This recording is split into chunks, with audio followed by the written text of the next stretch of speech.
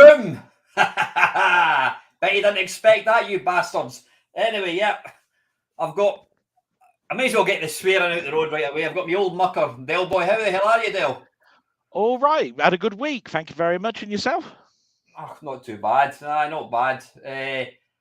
We got a potential slight nugget of good news at work. It might just be a rumour, but I'll leave it at that. I can't say any more than right. I'll leave it at that. Right, listen, folks. Thanks for joining tonight. I'm using a laptop that Dale kindly gave me. Oh, there you go. There's the bloody invite. I'm inviting you to be a guest in StreamYard. Fucking hell, I sent that about 20 minutes ago. Yeah, I'm using a laptop. I just thought I would get a slightly different background. You can see all my plethora of Vectrex games and PlayStation and whatever. So yeah, good evening to everybody. Thanks for tuning in. Yeah, anyway, so what you've been up to, Dale? You been? I don't want to, in fact, don't say anything because that'll be a spoiler for your blog. It would, yes, it will be a bit of a spoiler for my blog. Yeah, so don't. But just to say, work's progressing nicely, and the rest of it will be in the waffle. So I've had a good week work-wise in regards to being phased back. How's that? Have you had? That's good. Have you had to dig yourself out your house? You got 20 inches? No. But I had some. The funny thing is that I had some rock salt in the garage, and it started to snow. And I said, Mum, I don't want you to slip over in the morning. I'm not quite sure whether we're going to have an inch, 2 inches, whatever. I'm going to spray some of this rock salt out. Sorry, mate. So the rock salt outside. And I started spraying this stuff. All the people were coming out of the post office were saying, can you come and do my drive? I said, no, I have a bloody service. The next door neighbour then said, oh, we've got to go somewhere at 5 tomorrow. Do you mind lending us some? And I said, yeah, I've got a bit of a bag here. And it's amazing. Just one person goes out with some salt and bang, everybody's after you. Tell me this: how can you lend somebody salt? Are they going to pick it back up and bag it and give it back to you? Yeah, Len, you know what I mean. It's can I have? I suppose. Yeah. You know what I mean. Yeah. Yeah. Anyway, listen. If you were watching this at the start, the reason there's no intro is because I'm using this laptop for the first time. I don't have any my introduction videos, but it doesn't matter because I'm quite sure. I'm probably the only sad bastard that actually, if I watch one of my videos, I still watch the intro, but I would virtually guarantee nobody else. Do you skip intros in videos if you can? If they're long, well, take it like this. I've always made it known that I watch everybody that's in Discord's videos because they've never really not put something there that I don't want to watch. Most of them have got an intro. I'm about the only one who hasn't got an intro now. Yeah, I think, yeah. And they're less than 15 seconds mostly. The one thing I will say though is Ponder. If you can change that blippy bloppy one that you do at the beginning, it really does hurt my ears. It gets in your tits. That's what you're trying to say. Well, I didn't want to go down that route, but it gets on my tits. Yeah, can you change that one? Bloody hell, Craig Flanagan's in the gym. That makes a difference to the pub. Okay, hell, fair play to you, Craig. Fair play to you. What was I talking about? Do I skip intros? It depends. Because what happens, it's like the same with when you try and skip. Well, saying that, if you watch Netflix, you usually get the option to like skip intro. But the problem is, if you try and skip a YouTube video, you end up jumping into like a minute and a half into the video, then you click back, and before you know it, you'd have been quicker just watching the watching the intro. You've just offended Colin. That's his own Sid tune. So there you go. You've just dissed his Sid tune. Yeah, but I mean, everybody can improve. That's all I'm trying to say. You know, that was a couple of years ago, Colin. I think you could do better now. You know what I mean? put the bloody boot in him, why don't you, Dale? Fucking hell. He knows full well that I love his channel. It's just obviously, if somebody asks me, if he'd have asked me a question, what do you think of my intro? I'd say the blippy bloppy noise intro at the beginning. Right here's one. I'm not going to put you on the spot. But who out of the sort of videos that the channels that you watch, do you have a particular favorite? Is there an intro that you enjoy watching. Now, one of the Lawn Boys post 1975. I don't know if you've ever watched Dave's channel. I actually really enjoy his channel. I always watch. Yeah. Sorry, I actually enjoy his. I always watch his intro. Yeah. A lot of other channels. I mean, I'll watch it, but I don't. They don't particularly do anything for me. Panthers is good. His are a different level. Yeah, that's what I mean. You can sort of like see where that's coming from, you know, with all the lines that come in and make up his name and that was his crescendo you know, and all of that. That was his son. It had nothing to do with Panther. It was his son that did all the skilled. Steve's is good, but was done by Panther, so yeah. you can sort of like well, see how Panther's that learning. Yeah. To be fair, my intro was done 10 years ago, and it was a guy called Monkey Spaz 5000, fellow Scots YouTuber. He was the very, very first. When I went down to play Blackpool, I saw him and I was a wee bit starstruck, and I kind of followed him about a wee bit. You put me on the spot a little bit, because I don't think Down the Rabbit Hole or Kevin has got one really. I think he just starts, and so does Robert. Really, yeah. They have, you know, they basically they've got a nice picture that you click on, and when you do that, it's just there. Yeah. So which is much like me, really. Like I said, there's nothing wrong with Collins, and I've never skipped past it. Take it like this. Apart from his shit music. It's just the blippy. It's only the first 10 seconds. Na, na, na, na, and you can hear this. Na, na, na, na, you know, and I'm just going, the visuals are better than that. I just go. Bit of the audio doesn't match the video. But obviously I've been doing YouTube a lot longer than most of the people that watch this, and at that point, I've always said I will never ever ask anybody to subscribe.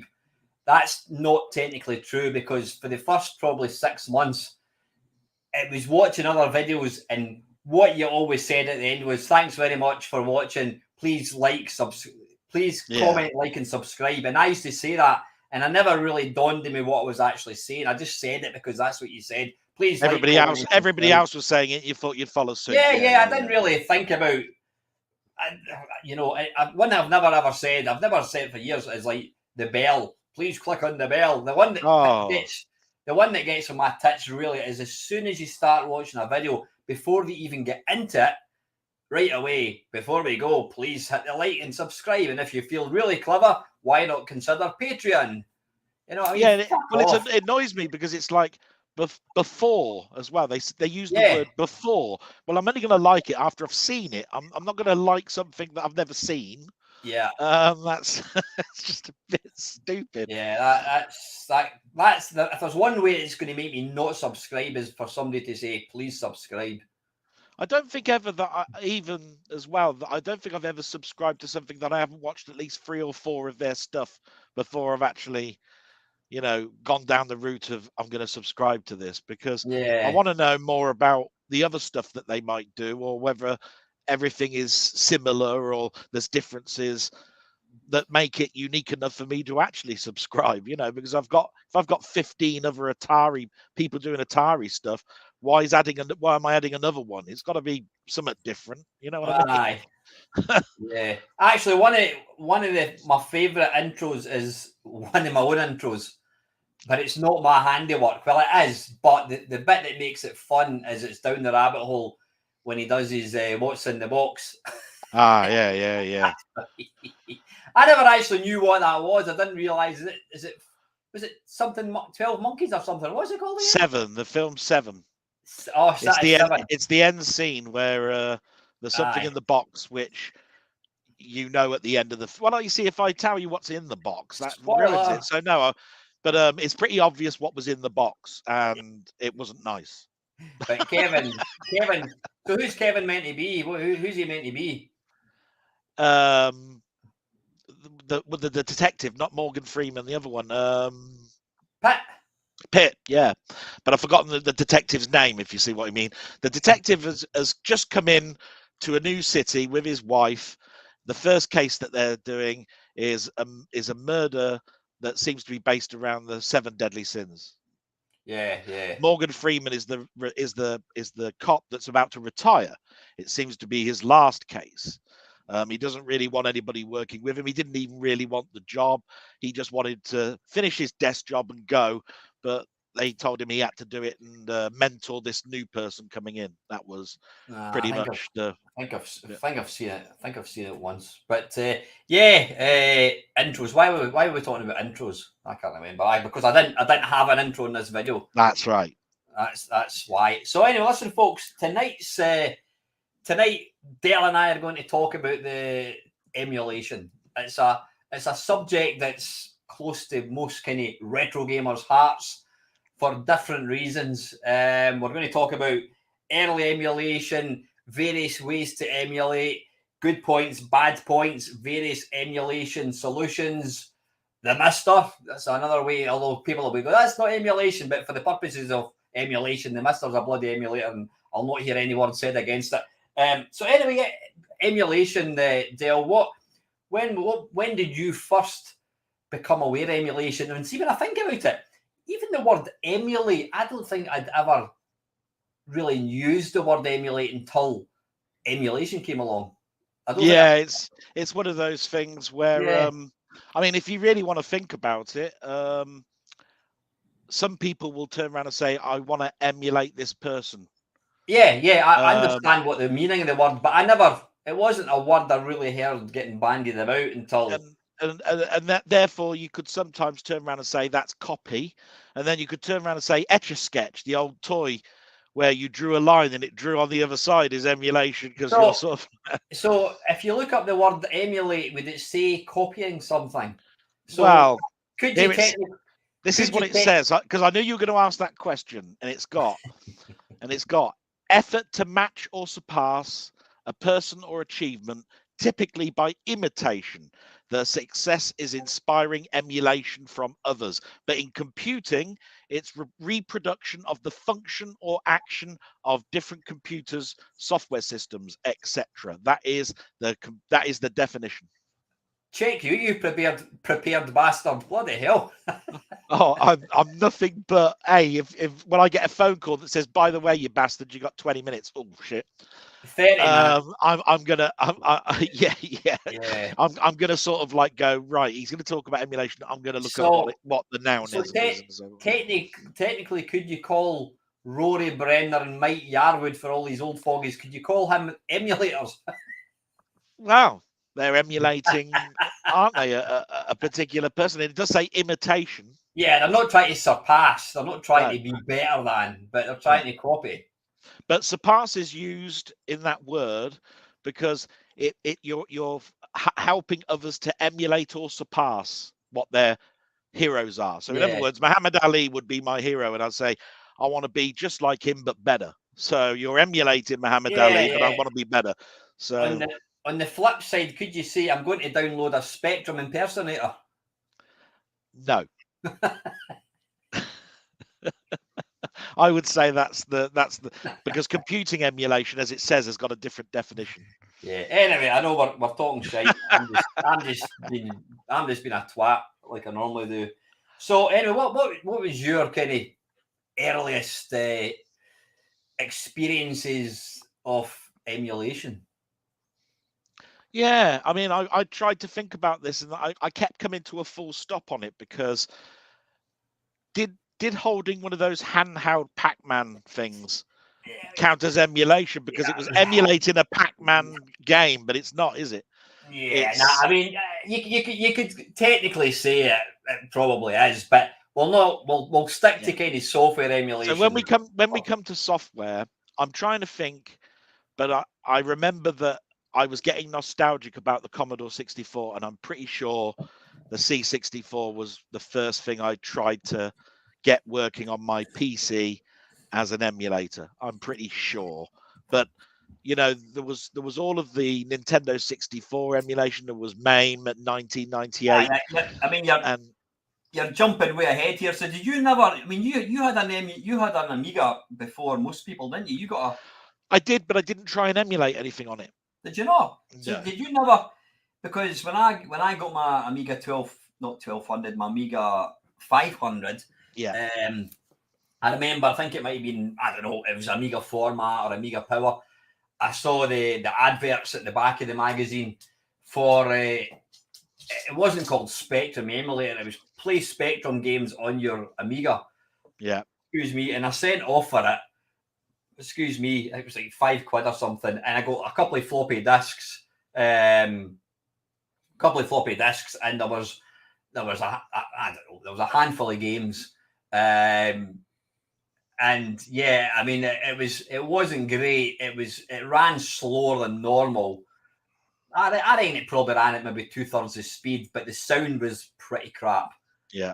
But you know what? That I never had a Spectrum. I always had a C64, and then I got my Amiga. And when I got this disc, as far as I was concerned, it was like the next best thing to getting a Spectrum. Because back then, I didn't have any thoughts. As far as I was concerned, Spectrums and Commodore 64s, they were gone. They had disappeared in the mist of time. I never contemplated back in, when would it be? I never contemplated back in 1992 or 1993. Oh, why don't I go onto eBay and try and buy a C64? Because here's the thing. I sold my Commodore 64 probably 4 years earlier to buy one. So I never had any thought about buying a Commodore 64 because I couldn't afford it. Yeah. And this is where I was saying that when we talk about timelines and we've talked about our own backgrounds like you have and I have, I've said that when I'm talking about my closest mate, which is Meister, we're about 2 years out of sync with each other because I had an A1000 and therefore I had an Amiga in 1985. Now I kept my Commodore 64 for about 18 months to 2 years, which takes me to 87. Now in 87, I think you were buying an ST. If I'm about, can I ask you then, Craig? I don't want to delve. See what I did there? Delve. Oh God, that's awful. I don't want to delve into your finances, but how the hell could you afford a bloody Amiga in 1985? I was earning £2,448 back then. I gave my mum £100.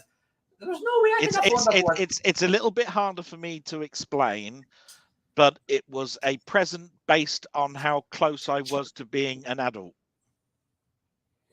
If that helps, because I'm giving away my age. Well, I know you're older than me. Oh no, you're younger than me, aren't you? Younger, yeah. Yeah. So I was getting very close to. If I say 1985, you see, you can do the maths and go back. So what I'm trying to say is, a lot of it was birthday money for an event that most people get a car. Right. Right. I hadn't learned to drive, and that was the thing that I wanted. I'd already saved up some of my own money, and it was a combination of my mum, my dad, and my nan at the time put in the free parts extra that I needed to get the A1000. Okay, right, got you. Because yeah, I mean, I still had my C64. So anyway, sorry. So you never dabbled in emulation in the Amiga then? Well, this is where I was saying, my last Amiga was an A4000. Sorry, Dale, I just want to issue a warning to LFC. If he comes out with any more comments like that, he's getting kicked off. Yeah. Yeah, I can see. I'm having to look. I'm having to look on the phone. You see, because I can't see the chat. My A4000 I only had for 4 months before I sold it to get a PC, and that had an accelerator board in it, but I really didn't emulate anything on it because the thing I used my A4000 for was for gen locking and ray tracing and playing games. And the only reason I bought a PC was because my mate taught me into it and said, that's the past. You want to now buy this. And every couple of months, I kept expanding. So I had a 386, then a 486, then a Pentium 1, and that all happened very, very, very quickly because I was right at the cusp where all of these chips came out within about 6 months of each other. They expanded so fast. So I jumped on that bandwagon, and I was more interested in what can this do with proper games rather than looking at an old system. Exactly. You know? I mean, so it's funny now now when I get an emulator, the first thing I want to do is I want to be able to play emulators, or impersonators. But back then, the emulation was a sort of a little it was just a little added bonus sort of thing. I'm just laughing at Mark. Look at Al's games. Top Hat Gamer and Lady Dickhead would be jealous. Yeah. Yeah. Go on, say it. Go on, say it. Go on, say. I'm hard up. I've just had this letter come through. I'm in bits. Anyway, yeah. What was I going to say? So anyway, yeah. I mean, I dabbled with emulation on the Amiga. It wasn't great. I'm sure I got a C64 one, and I think that was even worse. It was even slower. So I kind of lost interest pretty quick. Yeah. But when I got the PC, my Pentium 60, I think one of the first things I did was have a look to see if I could get an emulator. And there were, I got I think, what was it called? Was it CCS64 or something? Yeah, CCS64. Yeah. And it was good. It was a bit kind of clunky, but it played really, really well. Yeah. But again, it was a bit too clunky for my liking. You had to press keys and F3 and all this kind of stuff. It wasn't like front ends now. And then I pretty much gave up on emulation. I'm trying to think when the internet came along, that was one of the first. That was going to be my next. That was a game changer. That was my next reason. It was like, if you bought these floppy disks and it had the emulator, surely it only had about 2 or 3 bloody games on it, because you wouldn't have enough space on a floppy disk to do it. So, and CD burning wasn't really around till a lot later. So of course, you got to talk about dial-up, and there was stuff under dial-up, but it's when the fast internet was around that it escalated like mad. So yeah, and then of course, what was I going to say? Back then in the good old days, you could just blatantly put a link to ROMs, ROMZ, ROMs. You could put a link to ROMs, and you just clicked it and downloaded. Now you've got to jump through hoops to get emulation. But yeah, when I got the internet, that's when I started. I'm trying to think. One of the first emulators that was great, and I don't think it's ever been surpassed. It's never really been updated because it's so good. Was Magic Engine, which was a PC Engine one. Yeah, I actually paid for that. I think I paid. It was like 12 quid or something. I bought that. Spectrum C64. They were all kind of free. Then of course, I mean, I've mentioned about how I got into MAME to begin with. My mate phoned me up one day and says, "By the way, I'm getting some floppy disks, which you're going to absolutely, it's going to blow your mind," because he knew that I was still into all the classic games. I didn't have any way to play them. And then he turned up one day with these floppy disks, and I put it in, and it was MAME, and it was DOS, and I think it was like MAME.exe/ER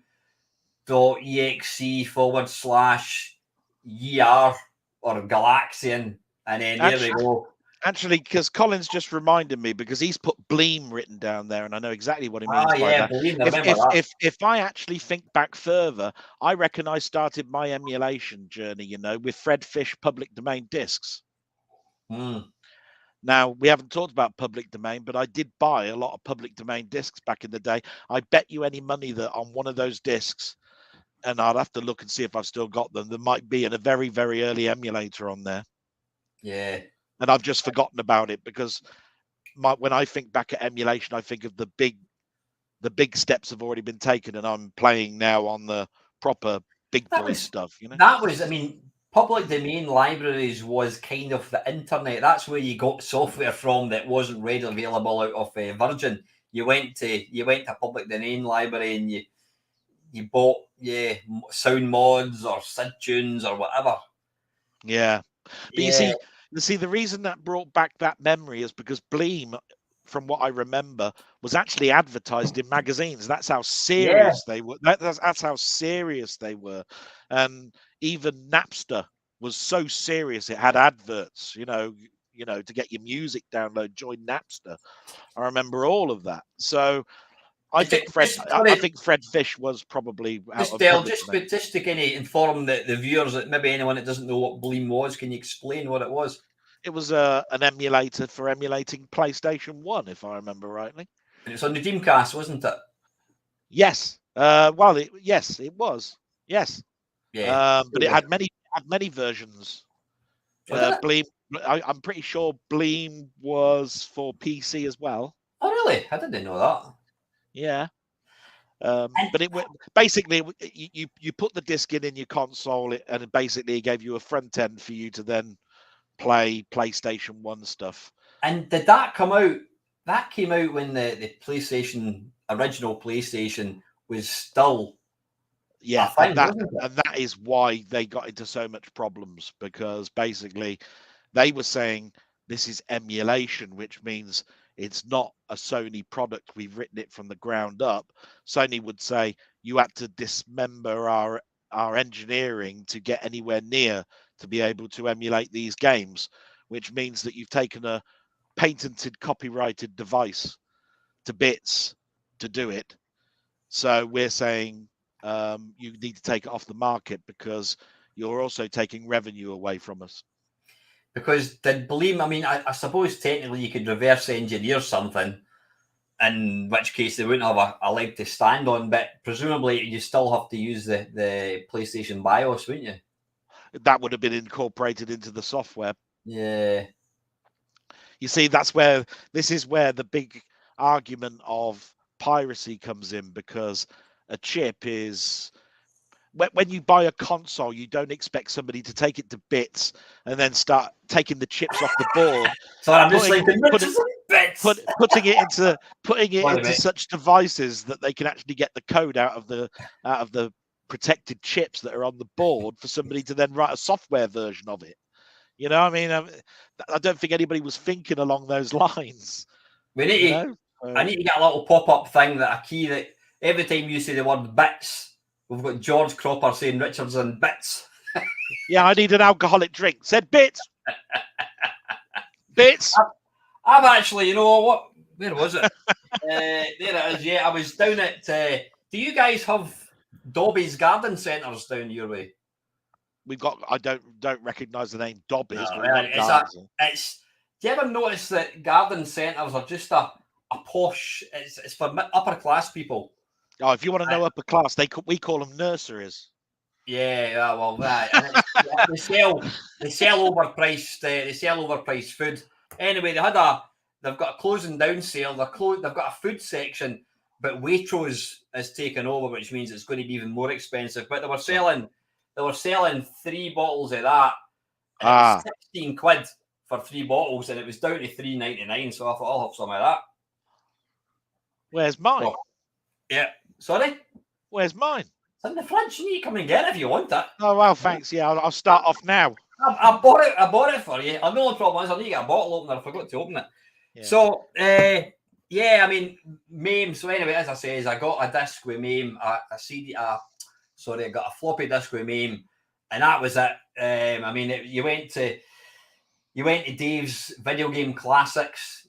He would publish. He would give you updates telling you the next version 37.2 or whatever it was, will be coming out next week, and it's going to support Year Kung Fu, Rolling Thunder.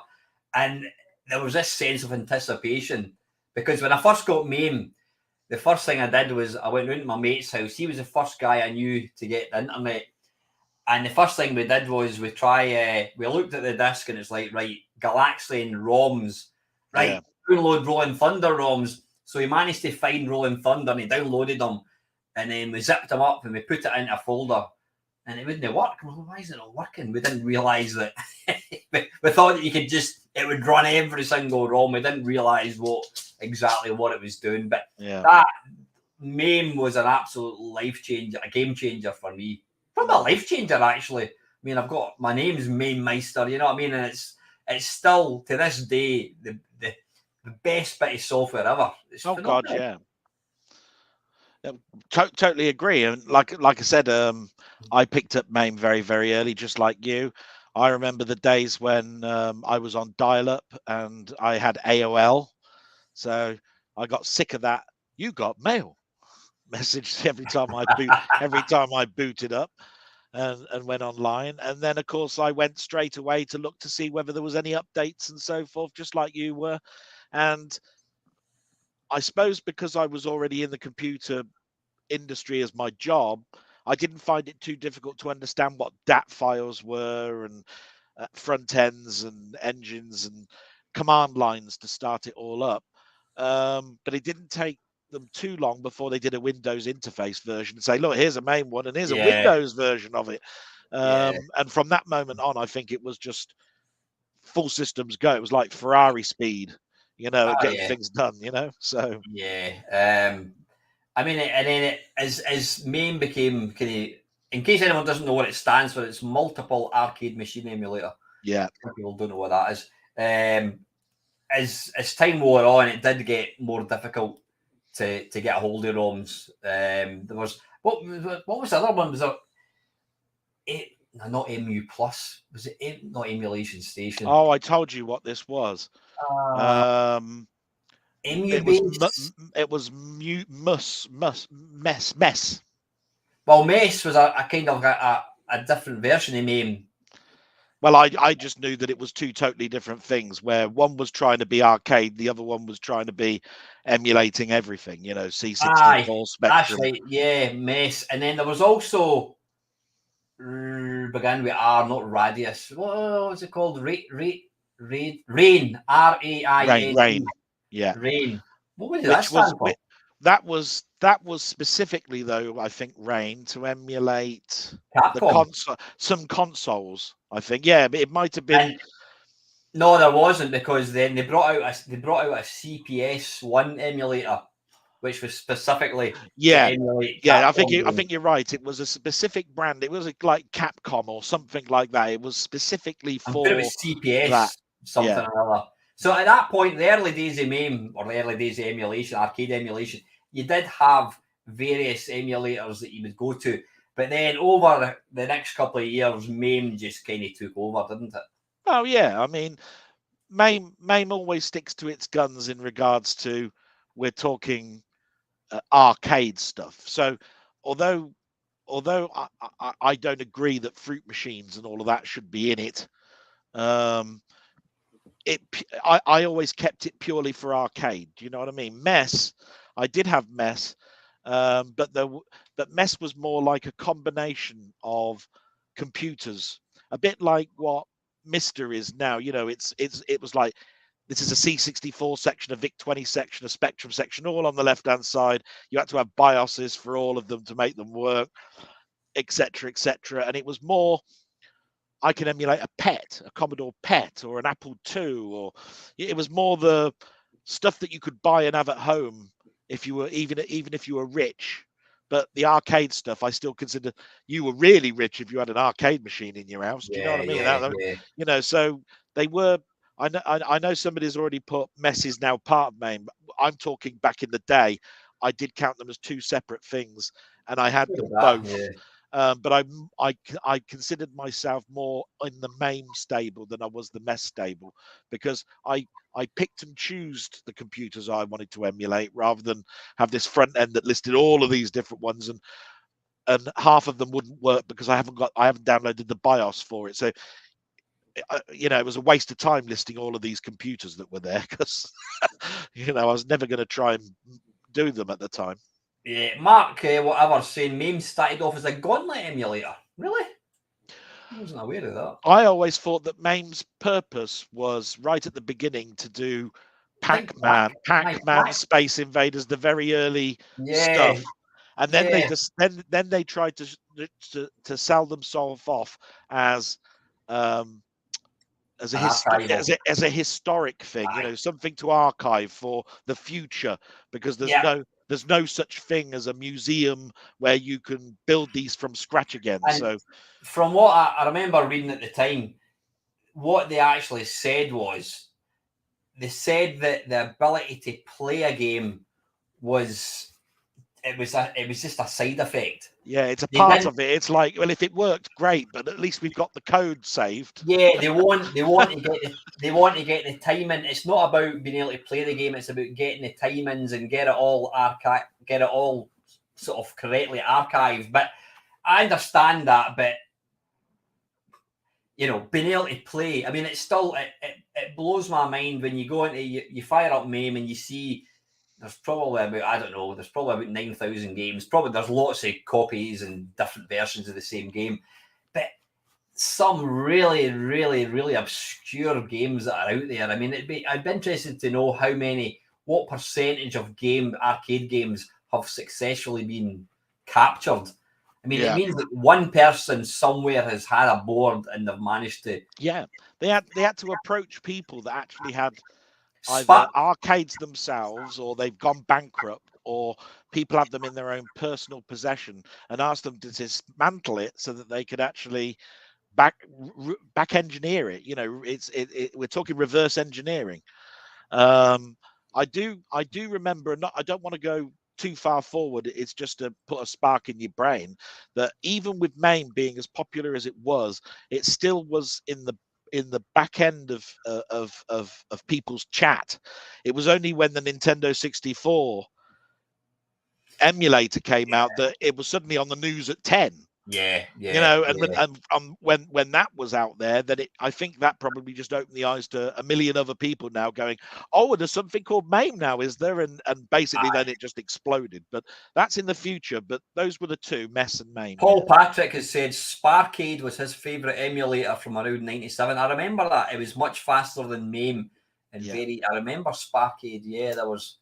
But I do remember that these forks that come off for emulation, it was because MAME was trying to do it all, and these people said, but these are my favorites, so I'm going to concentrate on doing that.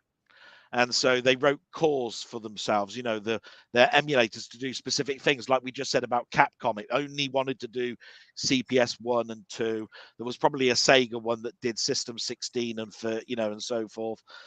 And these were all separate emulators at one point, and then they just stopped doing the projects and went, there's another one that's doing much better than us, so we're going to give them all our open source technology that we did, and we hope that they'll progress some of our code into theirs and move forward. And that's how things died, and the other one continued, and why we've got still Vice and so forth, around, even though there's Launchbox and everything else, we've still got, you could still get Vice by itself if you wanted. What I mean? Yeah.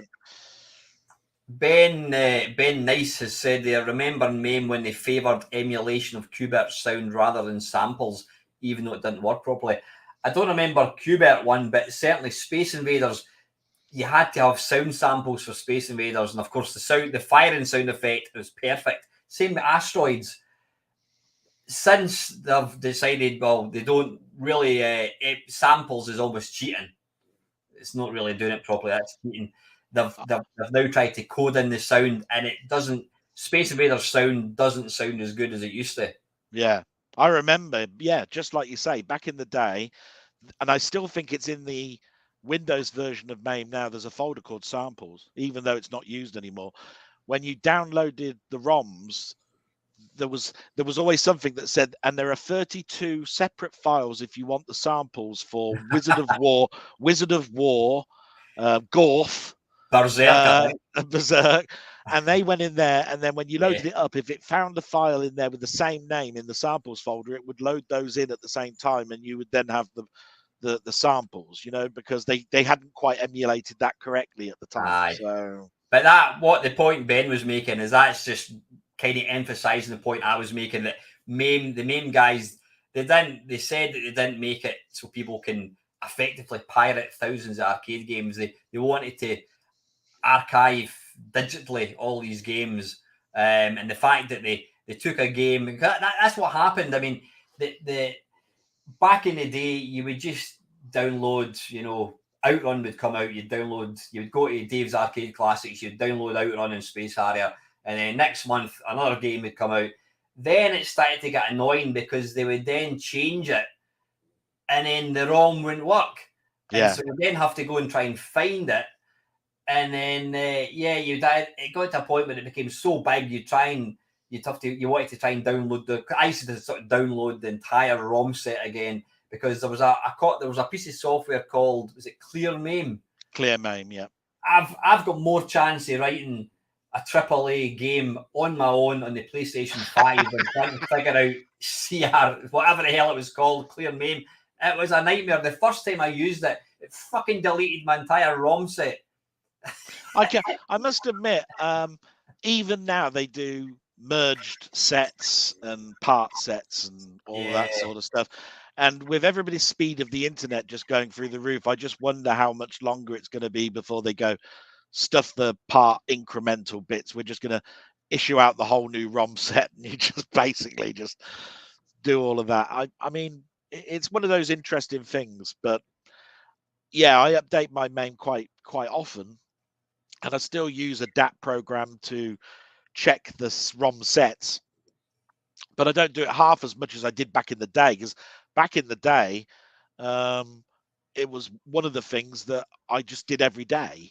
I checked it every day. I went on the web every day just to see if there was, even if there was just one change, you know.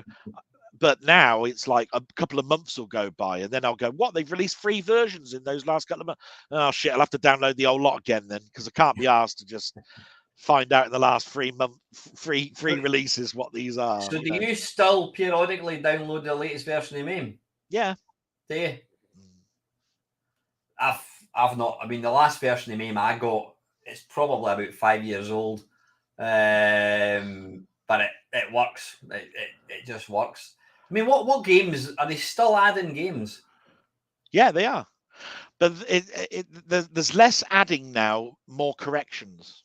Do you know what I mean? It's one of those things where I don't know quite how many more machines there are out there that they need to do, but there'll always be a machine, because there'll be people that have done prototypes of a machine that never got released, and it's in somebody's back garage, and they won't let anybody close to the board, and then they'll say, oh sod it, you can have the board now, and then it'll be another version of MAME, won't it? Because it'll be like, oh, we've got another machine that we never thought we'd have. I know there's some collectors who'll own. I mean, there's obviously some prototypes of machines that there's maybe only one in existence, and some collectors, and I think they're complete assholes.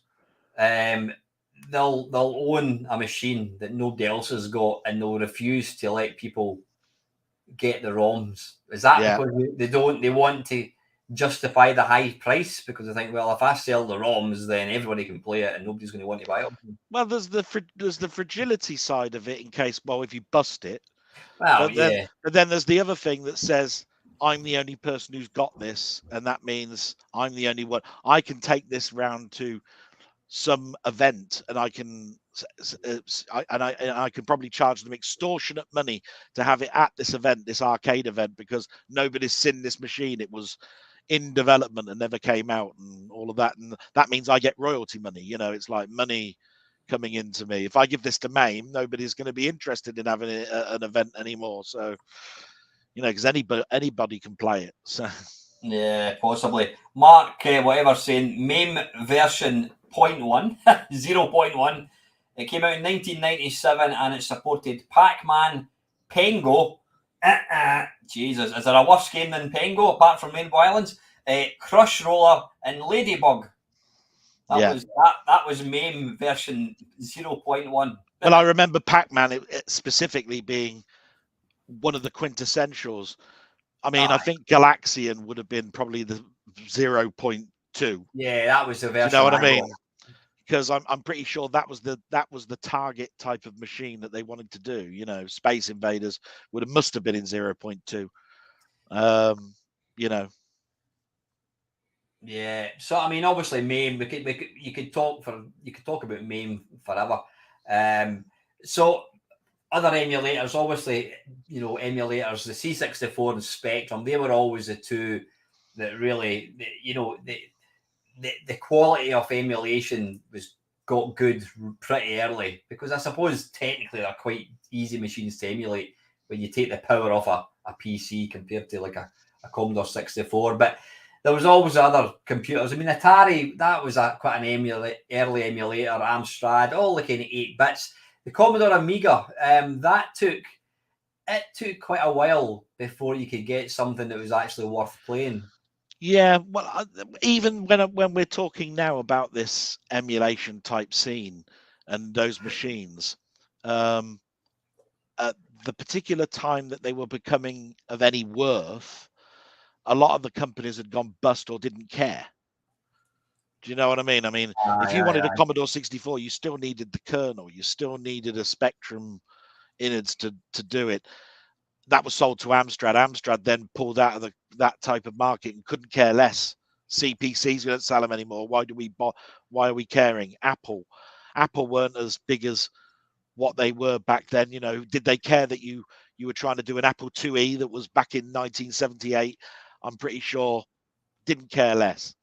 And so I think if somebody said I've re-engineered, gone back and reversed engineered a chip, I don't think they were bothered because half of them were in bankruptcy. It was only the ones where we're protecting our product. The people that you know, like Nintendo, they're going to go, no, it's our copyright. Nobody said anything about it. You shouldn't have it. And that's even to the point of Game & Watch.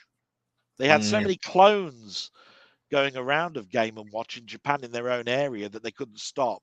To then have a corner of the world trying to emulate it in software so you could have it on your PC, they must have started to become a bit sensitive to it. And then when the door suddenly flooded open, it was like, now we're going to start looking at the law on this.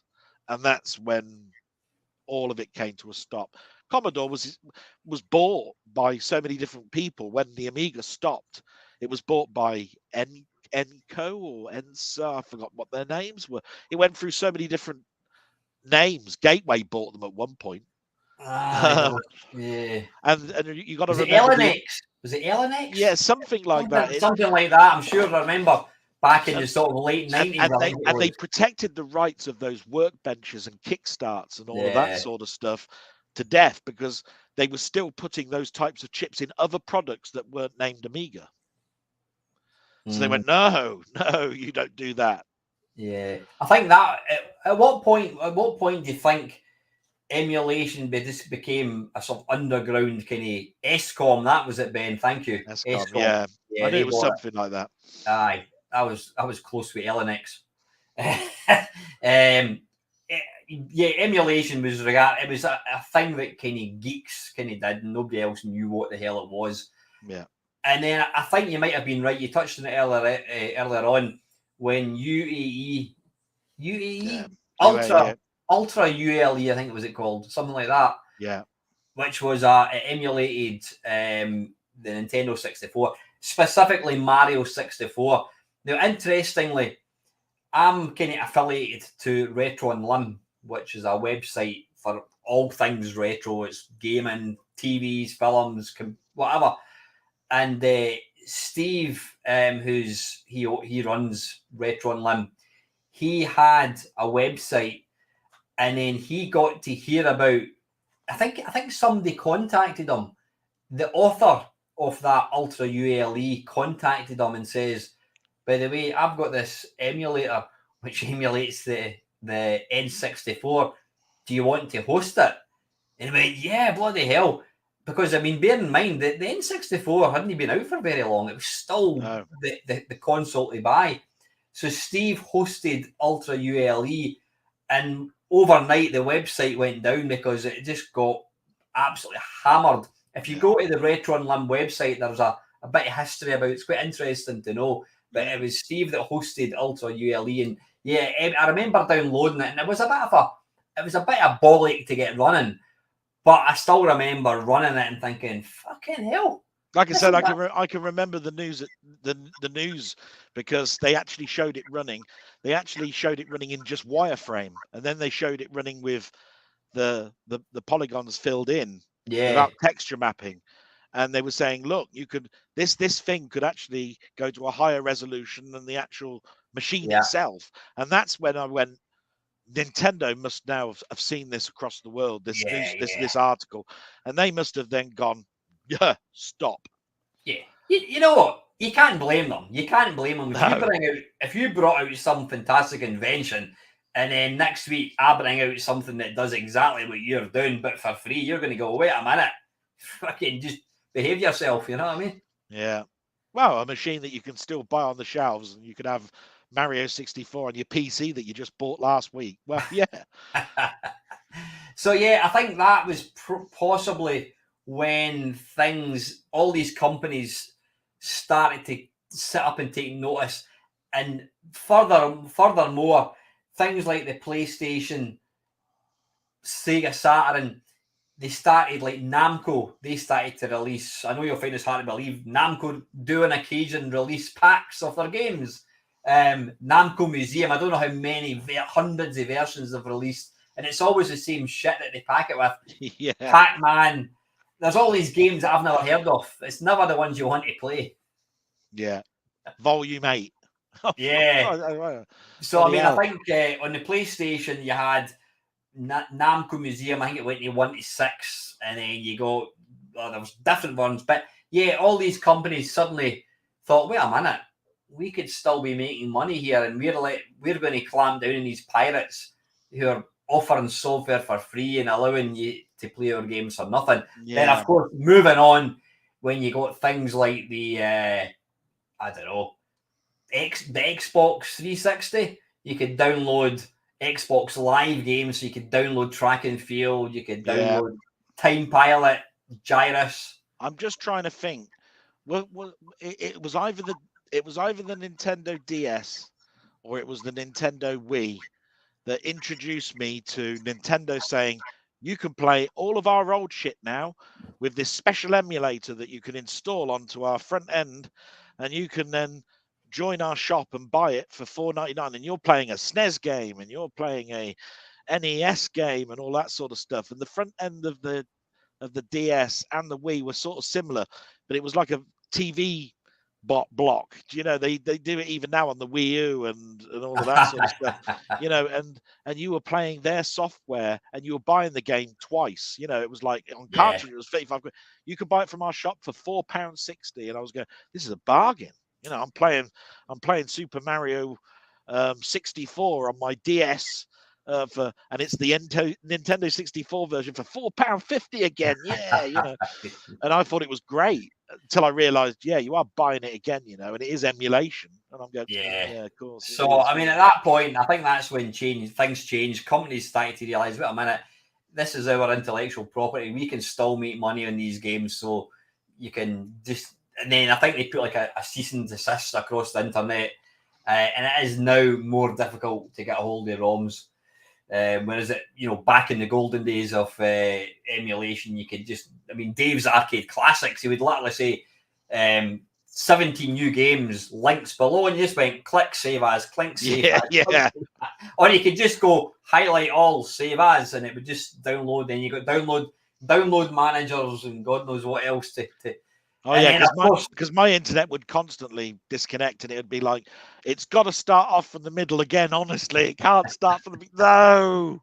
And then, of course, no.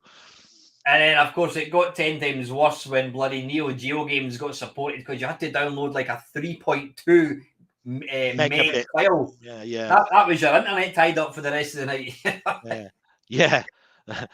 A 330 Neo Geo megabit cartridge. Oh, shit.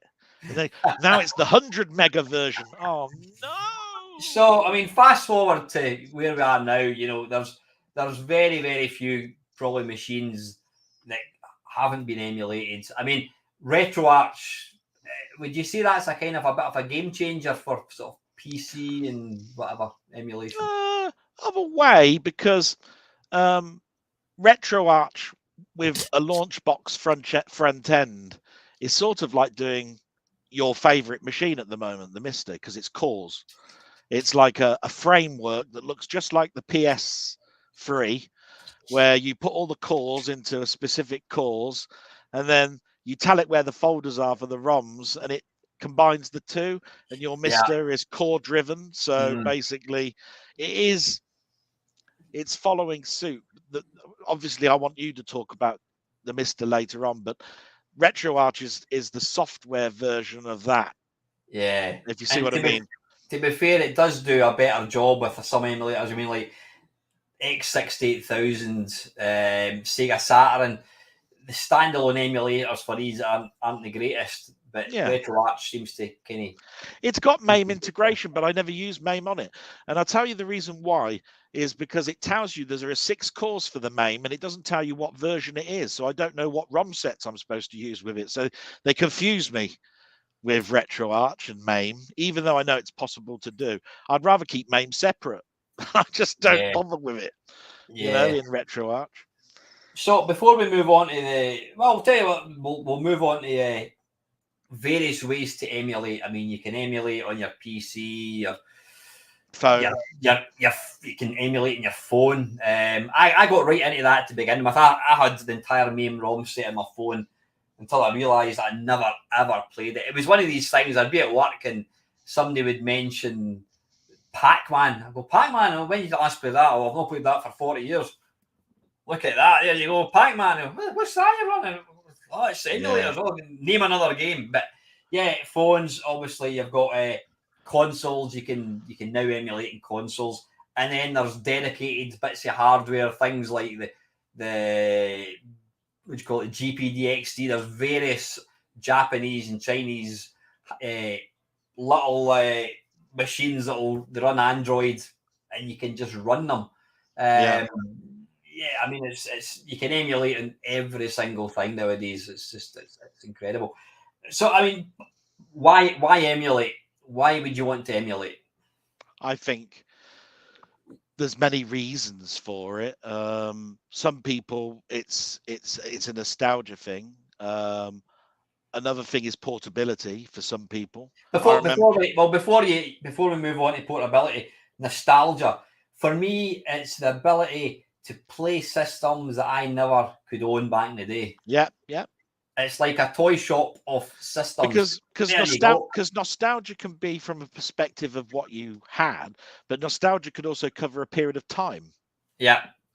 Do you see what I mean? Nostalgia doesn't really have a boundary on a specific. So when I think about, I can go back to machines I earlier had, I naturally want you to understand I can emulate anything from 1977, right? And there are machines back then that I could never have. You know, I could only have an Intellivision or a ColecoVision. I couldn't have both. You had to choose. I could only have, you know, so and I used to go around people's houses and they would have different machines because they wanted to be different. You know, come around mine, we'll have an Intellivision night. Go around mine, I'll have a ColecoVision night. Now you can just own them all. I mean, you can have them all. Colin's he's come up with another one. He's not got room for machines, so he prefers emulation. That's the room aspect. It's what do you call it? Yeah, you've got everything there in one machine. I'm not a warehouse. You know what I mean? Yeah, it's and the money side of things. Emulation largely is completely free as well. You know, you can just there's a stability element, just like you're saying yourself. You're saying I'm not equipped enough to fix these things, and as I keep moving forward, it's harder for me to actually get the parts to actually do it. Well, so that is, and we'll talk about, you know, we'll talk about the M word later on, but I've gone from emulating, and the reason I got into buying original hardware was I used to be on a forum called Yak Yak, which it's tied into Islamisoft. Yeah. And this one guy, I think his name was Xerox, actually. I don't know why I remember that. I'm talking bloody hell, must be 2002, something like that. He put up a post saying that he had something like 50 machines, BBC Master, you name it, everything. He didn't want to sell them because back then they weren't worth anything. Who wants a BBC? Yeah. Nobody wants a BBC. People want to play the latest Tomb Raider. They don't want to play Pac-Man or Manic Miner. So he said, anybody that wants any of the machines, let me know.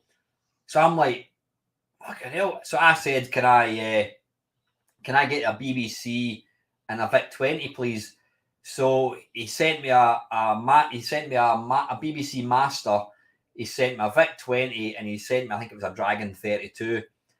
And that was it. That suddenly opened my eyes to, wait a minute, I wonder if eBay, if you can buy a C64 on eBay. That was it, fucking just buying and buying and buying and buying and buying. And it's been fantastic. But I've now reached saturation point. There's not been a machine, an old machine that I've bought for a long, long time. And I've now reached saturation point to the point where I'm thinking, right, I've had my fun. I've had my fun with all these original bits of hardware. But when you look, every time I go into the cupboard to put my dirty underpants into the washing basket, all I can see is my ColecoVision and my Atari 800, my Atari 400. They're in a cupboard. They've been in that cupboard for 4 years. They've never been out the cupboard.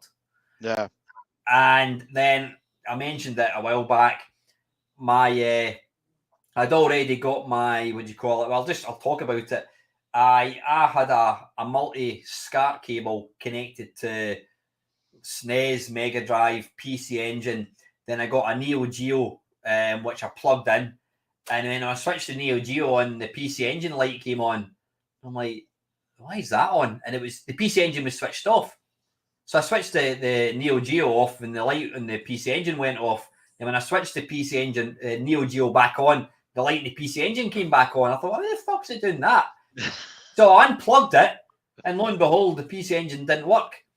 And I've since found out that there's current going from the Neo Geo through the SCART cable into the box. Then it's going up through the SCART cable into the PC Engine. So basically, the Neo Geo killed my PC Engine. Yeah. And then, when would it be? About 6 months ago, I took the PC Engine along to the computer club, plugged it in, and it was black and white, or it was just green. It was like one color. Yeah, blue, wasn't it? I think you said something like that. I think you said it was blue. I think. But oh yeah, Mr. Bloody Picky. I thought, fucking hell, here we go again.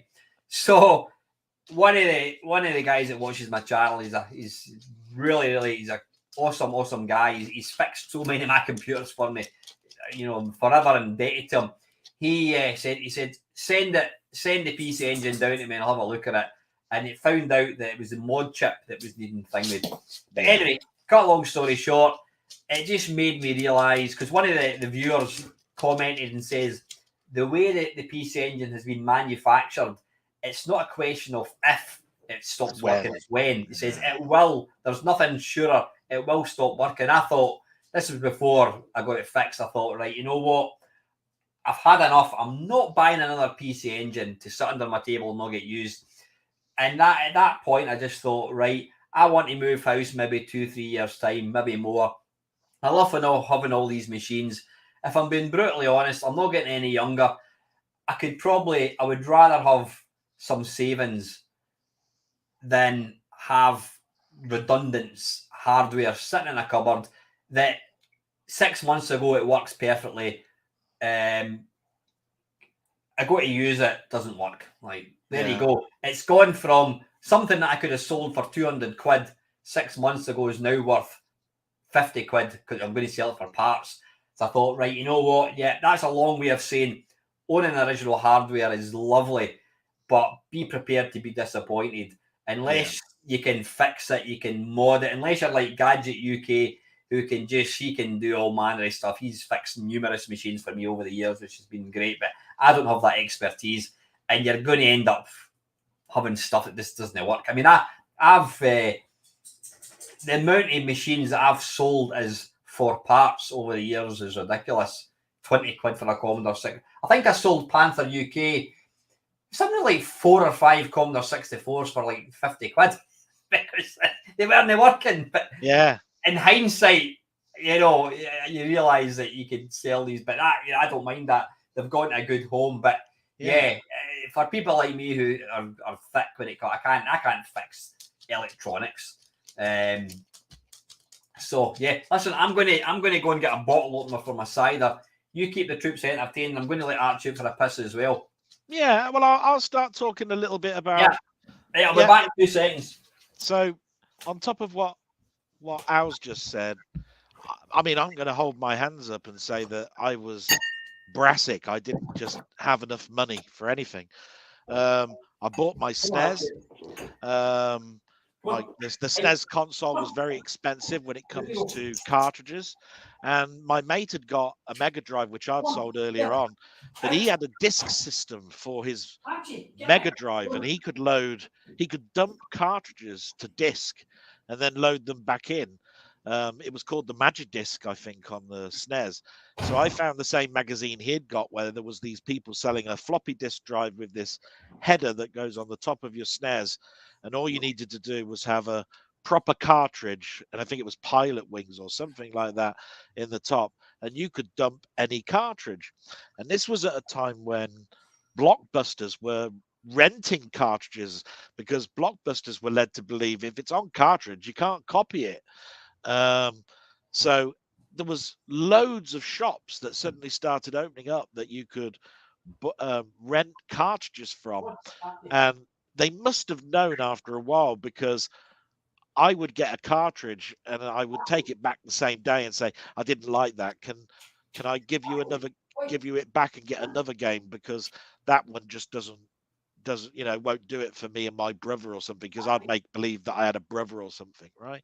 And I'd get 2 cartridges for the price of one, and I'd have clocked that, put that cartridge in, dumped it to disc, tested it, made sure it works, and took it back before the shop had shut.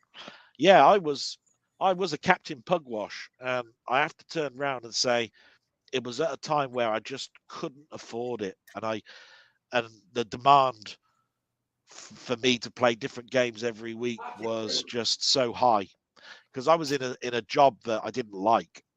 So at the weekend, I wanted to delve into something different every weekend, and these cartridges were coming out 3 or 4 a week. And so when it came to the weekend, there was a multitude of me to download, to rent something that I didn't even want to play. Sometimes there was a good week where Contra 3 was out, and other weeks there'd be a piece of shit, that you just never wanted to play in your life. You'd still rent it, dump it, and then give it to them. There's Elle back. So all I'll say to you, Al, is that I covered an area called piracy, where I talked about floppy disks and how they loaded into my SNES. And how they what? Oh, yeah. And how they loaded into my SNES, and how I used to rent them and copy them and give them back to Blockbusters. So that was just a thing that I thought I'd talk about. What was that? Was that not the Magic Engine or something again? Was it Magidisc? I think mine was called the Magidisc or something. It was called. Yeah, I never had anything like that. But excuse me, where were we? Emulation. Well, you want to move on to the Meister, and I just covered the piracy reason why you might emulate. No. We're still talking about plus points. So you've got the cost aspect. You don't have to pay anything for them. You've got the convenience. They're all in one place. You can save states. That's another thing. Yeah. You load up Manic Miner in the Spectrum, you've got to complete it in one go. You die, you lose 3 lives, you've got to start again. You can increase you can increase the resolution of a game that never had that resolution in the first place, so it looks sharper. And well, that's it. You can enhance it. You can run at a higher resolution. You can technically there's tweaks you can make to it. You've got cheats. I know you can get cheats on some things, but some of these every time you load a Commodore 64 game, you can have your SNES going at 30% faster than the actual hardware can, and things like Star Fox all of a sudden play smoothly. And that's exactly it. So. You can also at the flick of a switch or the click of a mouse. Come on, Archie, get in! Hurry up, get in! For Christ's sake, go and lie down. What was I going to say? Yeah, click a switch. I mean, you could play, I don't know, name a game on the C64 that's slow. Karateka, it's ridiculously slow. Elite, Elite's probably a good example, because the problem with Karateka is it's got a time limit or whatever. So something like Elite. Well, Driller's famous, isn't it? You've even mentioned yourself that the Spectrum could do Night Law, and now it can. You can just tweak, increase the play speed to 125%. There you go. It's hard driving. if you really want to. Jesus. Now you're being ridiculous. Yeah, I mean, what other pluses do you have over emulation? I think that's kind of it. Yeah, there's the cost aspect, there's the convenience. You can tweak them, you can make them better than they used to be. Well, The downside to emulation, you come up with one, and I'll come up with one. downside to emulation, not 100% accurate. Yeah. Another one I would say is, and it's probably the killer for me, is the lack of bespoke controller. Playing a Commodore 64 with a SNES pad, it's wrong. Not having the Commodore 64 keyboard, full stop. Yeah, not having a keyboard if you're playing it, or else, as I demonstrate quite a lot when I'm doing my live streams on the BBC, it'll tell you to move left and right is like question mark and colon, and the keys are different. The keys are different. So you've got that part of it. As you say, it doesn't always run sweet. A plus point, there's a plus and minus point, and they're both one and the same. It's you can have every game. Yeah. You could when you download a SNES emulator, most retro gamers want to have every game, which is great because you've got every game. But not everything can be emulated, and although we know the Vectrex can, there's no point without the proper display. So what I'm trying to say is that until somebody, because the emulator's there, until somebody really comes up with a cheap way of doing the vector display, is it really worth it? Because you're not really getting the same effect. So I think I've never asked this though, but I'm going to ask it to the world, and that is, although there is a Vectrex emulator, why can't you use a projector? Say that again. Why can't you use a wall projector? Project the image to the wall using a projector. Wait, you talking about an emulator? Yeah, so we know there's a Vectrex emulator, yeah? And the reason that we don't want to emulate it is because we play it on TVs and it doesn't look right. Mm-hmm. Well, we always say that's because CRT displays, it was done in a particular type of display. But has anybody actually said anything about projecting it on a wall with a projector? You know, the slideshow projectors you have at work, and they're always showing you, well, you're not using a screen, you're projecting onto a wall, aren't you? So why doesn't that work? Yeah, you could, but would you want to go to all the bother of playing? I mean, I don't know. You could have a 15-foot Vectrex display, couldn't you? About 3 years ago, at the computer club, we're now in our fourth kind of venue. But the first venue, the second venue that we used to inhabit, it was a church, and I remember one Christmas time I took along my what the hell was it? My bloody hell, what's it called again? The clamshell NVIDIA Shield. Oh yeah, the NVIDIA Shield. Yeah, which well, they still make now, but only a port. I've got the NVIDIA tablet with the controller, and I took that along, and I had an old projector, and I was in this church, and I had this picture on the wall, and I'm not kidding, it must have been about 20 foot high, and it was quite interesting. I was playing Doom, in a church, which seemed not quite right, but it was great. Had this huge screen, but so I mean, downside to emulation, we've kind of covered everything. So I mean, moving on to like more modern things. This thing that came along called the Meister, I was aware of it, and there's quite a few people that watch my channel that were going on and on about how great it is, and like a few other people, I was like, well, it doesn't do anything. It doesn't do anything that I can't already do. Yeah. And I stood by that for such a long time, until I eventually got one. What convinced me to get one? It was one of the guys, I met him down in London, and he was talking about it, and he explained in minute detail as to why it is better. And I thought, and then a couple other people that I know got them, and I thought, fuck it, you know what they were going about. Because if I'm going to buy something, if there's one thing that makes me want to buy something, it's when a mate gets it and goes on about how bloody brilliant it is. I'm like, you've won me over, and I'm probably like that with the Meister with you. You're like, I want to get one. So anyway, I thought, right, I'm going to get one. Ukraine got invaded, chips disappeared, couldn't get one. Anyway, cut long story short, I've now got one, and I'm really enjoying it. I really am enjoying it. It's forget the fact it's called a Meister. It's a little box that allows me to play games. Which I can play on my PC. But it's weird. It's a weird thing.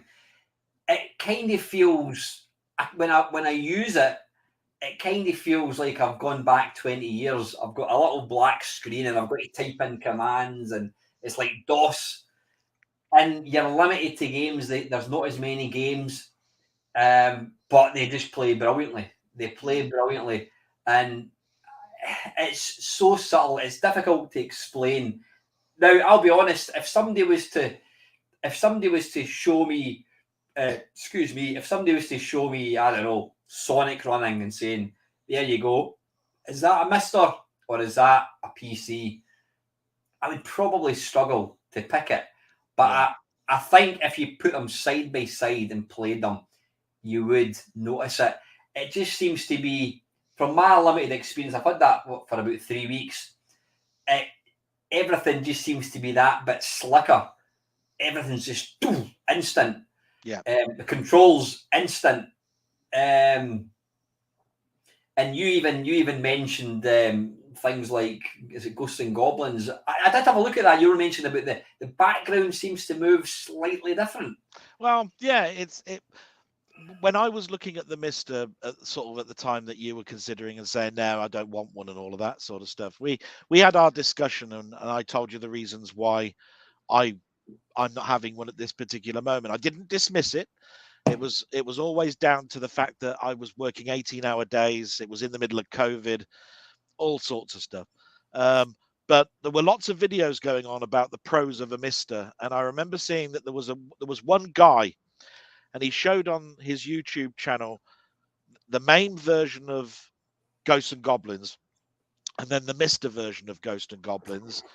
And when he put the two pictures side by side, I noticed that the Meister picture, it looked like the background was moving differently to how MAME was handling it. It looked like MAME was encapsulating it as one flat field and moving it along like a scrolling background, and the Meister was interpreting the different like different layers of the background and then moving it, so it looked like a sprite on top of a sprite on top of a sprite moving it. And I went, I can't remember the last time I played Ghosts and Goblins in the arcade. My God, am I thinking that the way that MAME codes Ghosts and Goblins is the correct way, when the Meister, I'm looking at it and it surely is doing something different that I can't quite put words to explain it. Do you see what I mean? Yeah.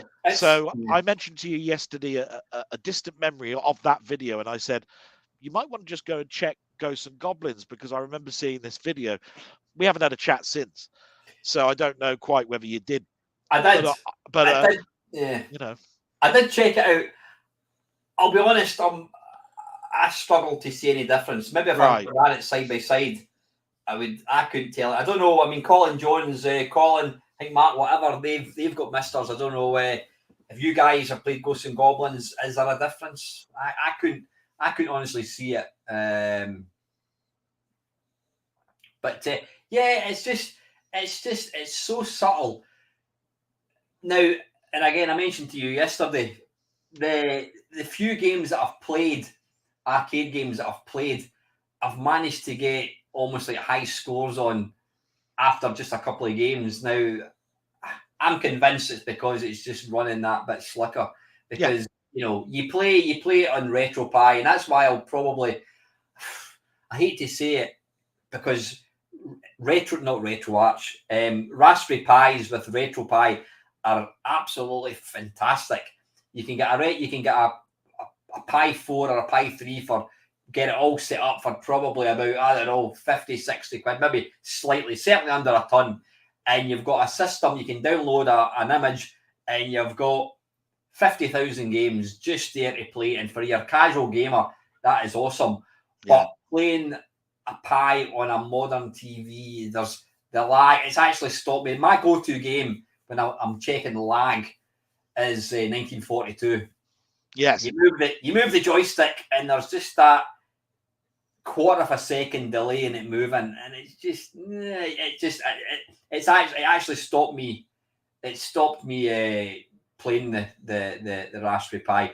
The Meister takes it to the next level, and I touched on it earlier on. Another thing that I love about this thing is I've got it set up on a little TV, and the screen is, I don't know, the screen's maybe, I don't know, it's a 28-inch TV. So if you're playing a vertical game, it's not that big. Even I've got it set to like the correct aspect ratio. So the screen that I'm actually playing it on is probably not much bigger than what I played when I had my Commodore 64. And I always think I'm not a fan of playing a Spectrum on a 55-inch LCD. Yeah. I know some people do. I don't. Before I had a 14-inch black and white portable TV in my bedroom, right? I had a 5-inch television which had a wireless built in and a tape deck that you carried around like a ghetto blaster.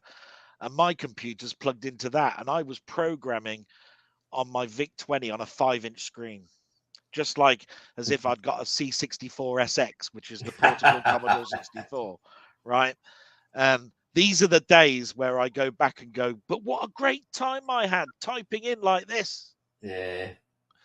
Absolutely marvelous. I just want to say one thing to Colin. Colin, stop peddling your own damn website, you git. And the second thing is get good at Ghosts and Goblins. We've given you a command. You need to go and now check Ghosts and Goblins and give us our answer.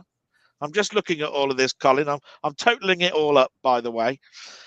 And I suppose what I really wanted to say, just to end on the Ghosts and Goblins thing, is that what I'm trying to get at is it could be just this lag that you're talking about. Remember, I told you it almost looked like MAME was moving the background as one block image and the Meister was moving it separately as backgrounds. It could also be the background was going at the correct speed. And so it gave me the impression that the background was being drawn differently. What you have to understand is lag can be as simple as a frame that kills you off in the game, because a shot hit you and it wasn't there a second ago. But it could also be how the whole screen is drawn, how it's drawn and then maneuvered, because it's done in software rather than hardware. One thing I've noticed, I mean, like any arcade game, it's on the Meister, it's silky smooth. Ghosts and Goblins seems to be not crystal smooth. I know that's the wrong phrase. You know what I'm talking about. Yeah. I take it there's no such thing as like V-Sync on a Meister. No. I think you'll find in the menu there is. There's a pixel shift, I think. I haven't got one, so you'll have to tell me. But is there some kind of V-Sync thing that you need to switch on? I mean, things like Rolling Thunder's not out. That's one game that's not there. You see, all I'm trying to say to you, Al, is that in a PC, V-Sync is something different, right? It's where the vertical sync is cycled by the graphic card to stop tearing because your screen can't keep up. What I'm trying to say is I think there's pixel adjustments that's in the menu because I think I've seen Steve put a Spectrum on and he's put a game on and suddenly it all goes corrupted and he's gone, oh, I have to do this. And he's gone into the menu and suddenly the screen is pixel sharp again and all joined together. And I think the way that an old computer, what you consider to be V-Sync, was not that. It's not called V-Sync. Yeah. It's more a pixel adjustment. But I must admit, games just once games just work. They work beautifully. There's loads and loads of different scanline options. You can emulate like a Sony Trinitron, a JVC, whatever it is. You can emulate 80s arcade machines, vertical, horizontal. I've just got one called Scanline Soft, and it just gives a really nice kind of a nice scanline. Coupled with a smaller screen, it just looks the dog's bollocks.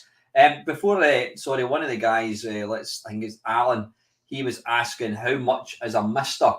Well, there's the downside to one of these.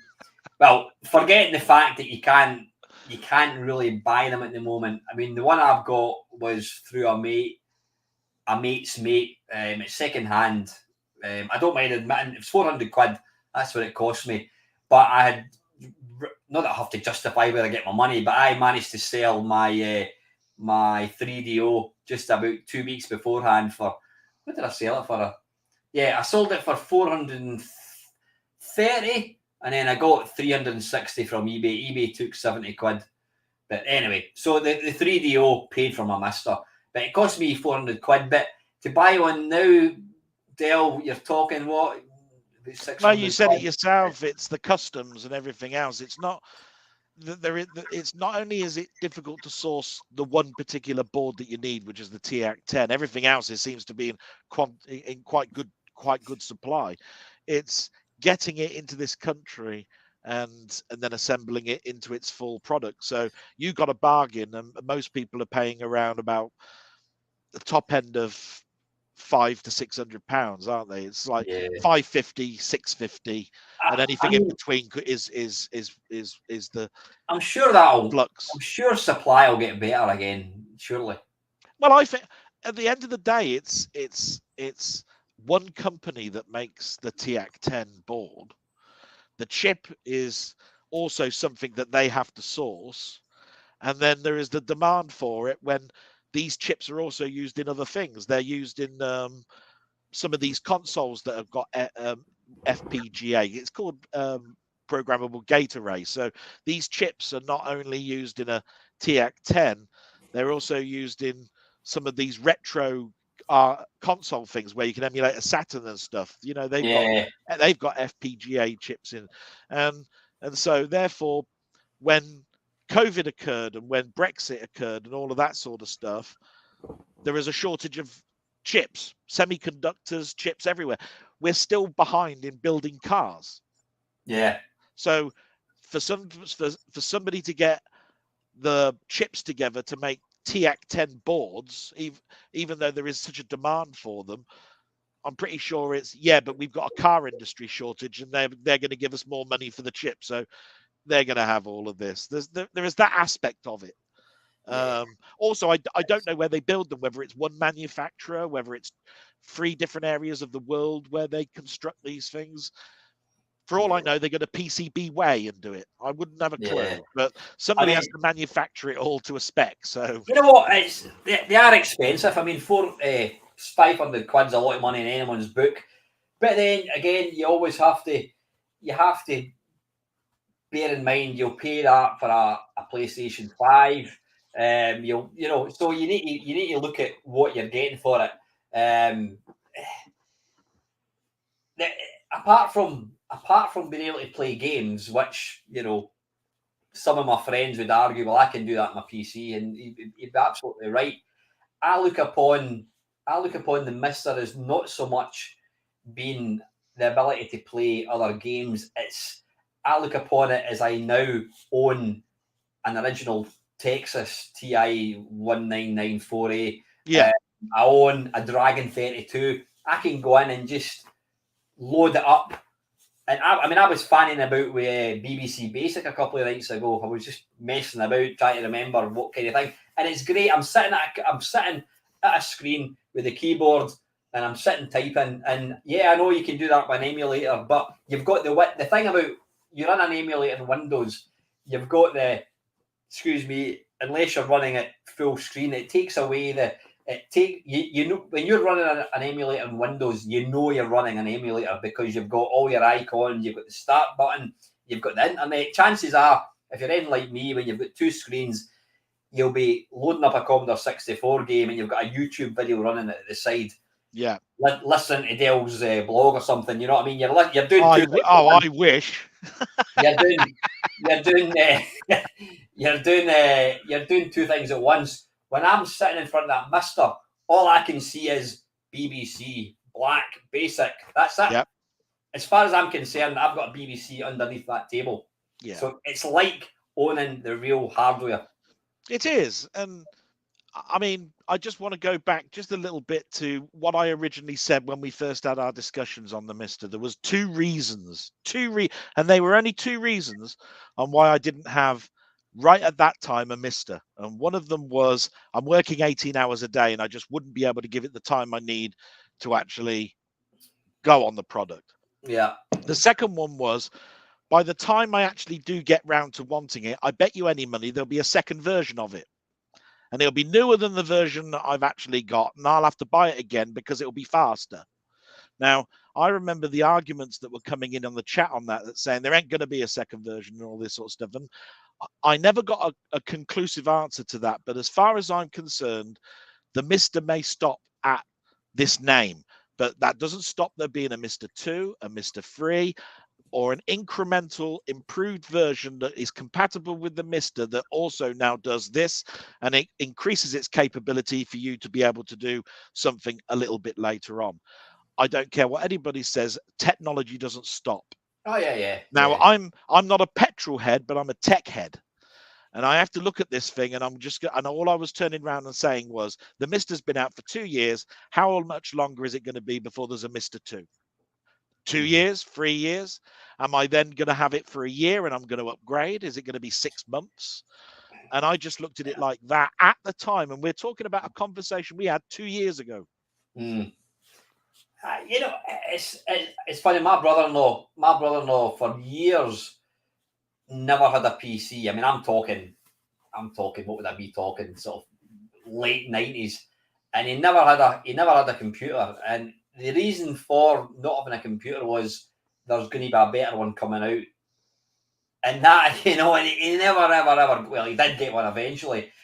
And what I would say to people is the Meister, it emulates every 8-bit computer brilliantly.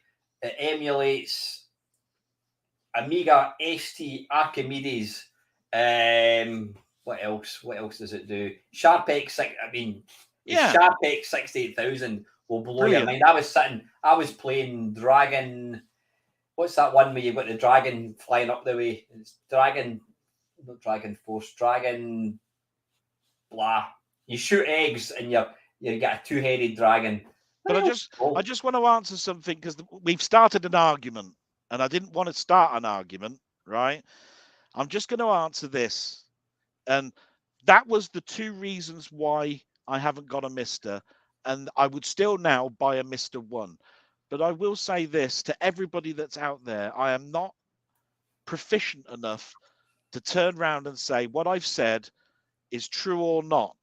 But as far as I'm concerned, there is nobody other than a director that's going to tell you that there isn't going to be a second Meister. I don't care what anybody says, and I could have an argument with Colin to his face right now, and I'll have a pint in my hand and have a smile on my face. He said it's not even on the sketchbook. How do you know it's not on the sketchbook? Are you working for that company? You do not know what's going on in the background of a company. And all I'm saying to you is technology has whacked me on the backside more times when they've said this is the last product, and I've been hit on the backside because they then brought out another one. Yeah. And all I'm saying is you can't say never. It's unlikely, Colin. It's unlikely. But you can't turn around and categorically say it's never going to happen, because even Mystic Meg is dead. That's all I'm going to say on the matter, because Colin and me, I love Colin to bits. He blogs me. We talk outside of everything, but I don't care. Nobody knows whether there's going to be a second Meister. And even if you've been to so many development websites and stuff, the only people who can answer that is the person who's writing it now, secretly, without telling anybody. Yeah. Anyway, right. That's that. You and Colin can take that one. Yeah. Blah blah blah blah blah. Colin. Blah. Argue like fucking on your bloody blog. What I would say is what the Meister does, it does it fucking fantastically. And for an old codger like me who just wants to be able to play Dragon 32 games, SNES, Mega Drive, it does it fantastically. So if you get the opportunity, if you can afford it and you want one, fucking buy it now. Never mind if Meister 2 comes out in 2 years' time, you can buy that. Which is Meister exactly how I ended it. I said, I want one now. I don't Yeah. care. It would be a bit like saying I don't want to buy a car now because the car that comes out in 2 years' time is going to have Bluetooth and it's going to have sat nav. If the car that you're buying now does what you want it to do, then buy it. And you know, you're missing out on all the fun. I wish I'd got the Meister 2 years ago. Thanks to Craig. Dragon Spirit, that's it, Craig. Thank you very much. It's awesome. I can't recommend it highly enough.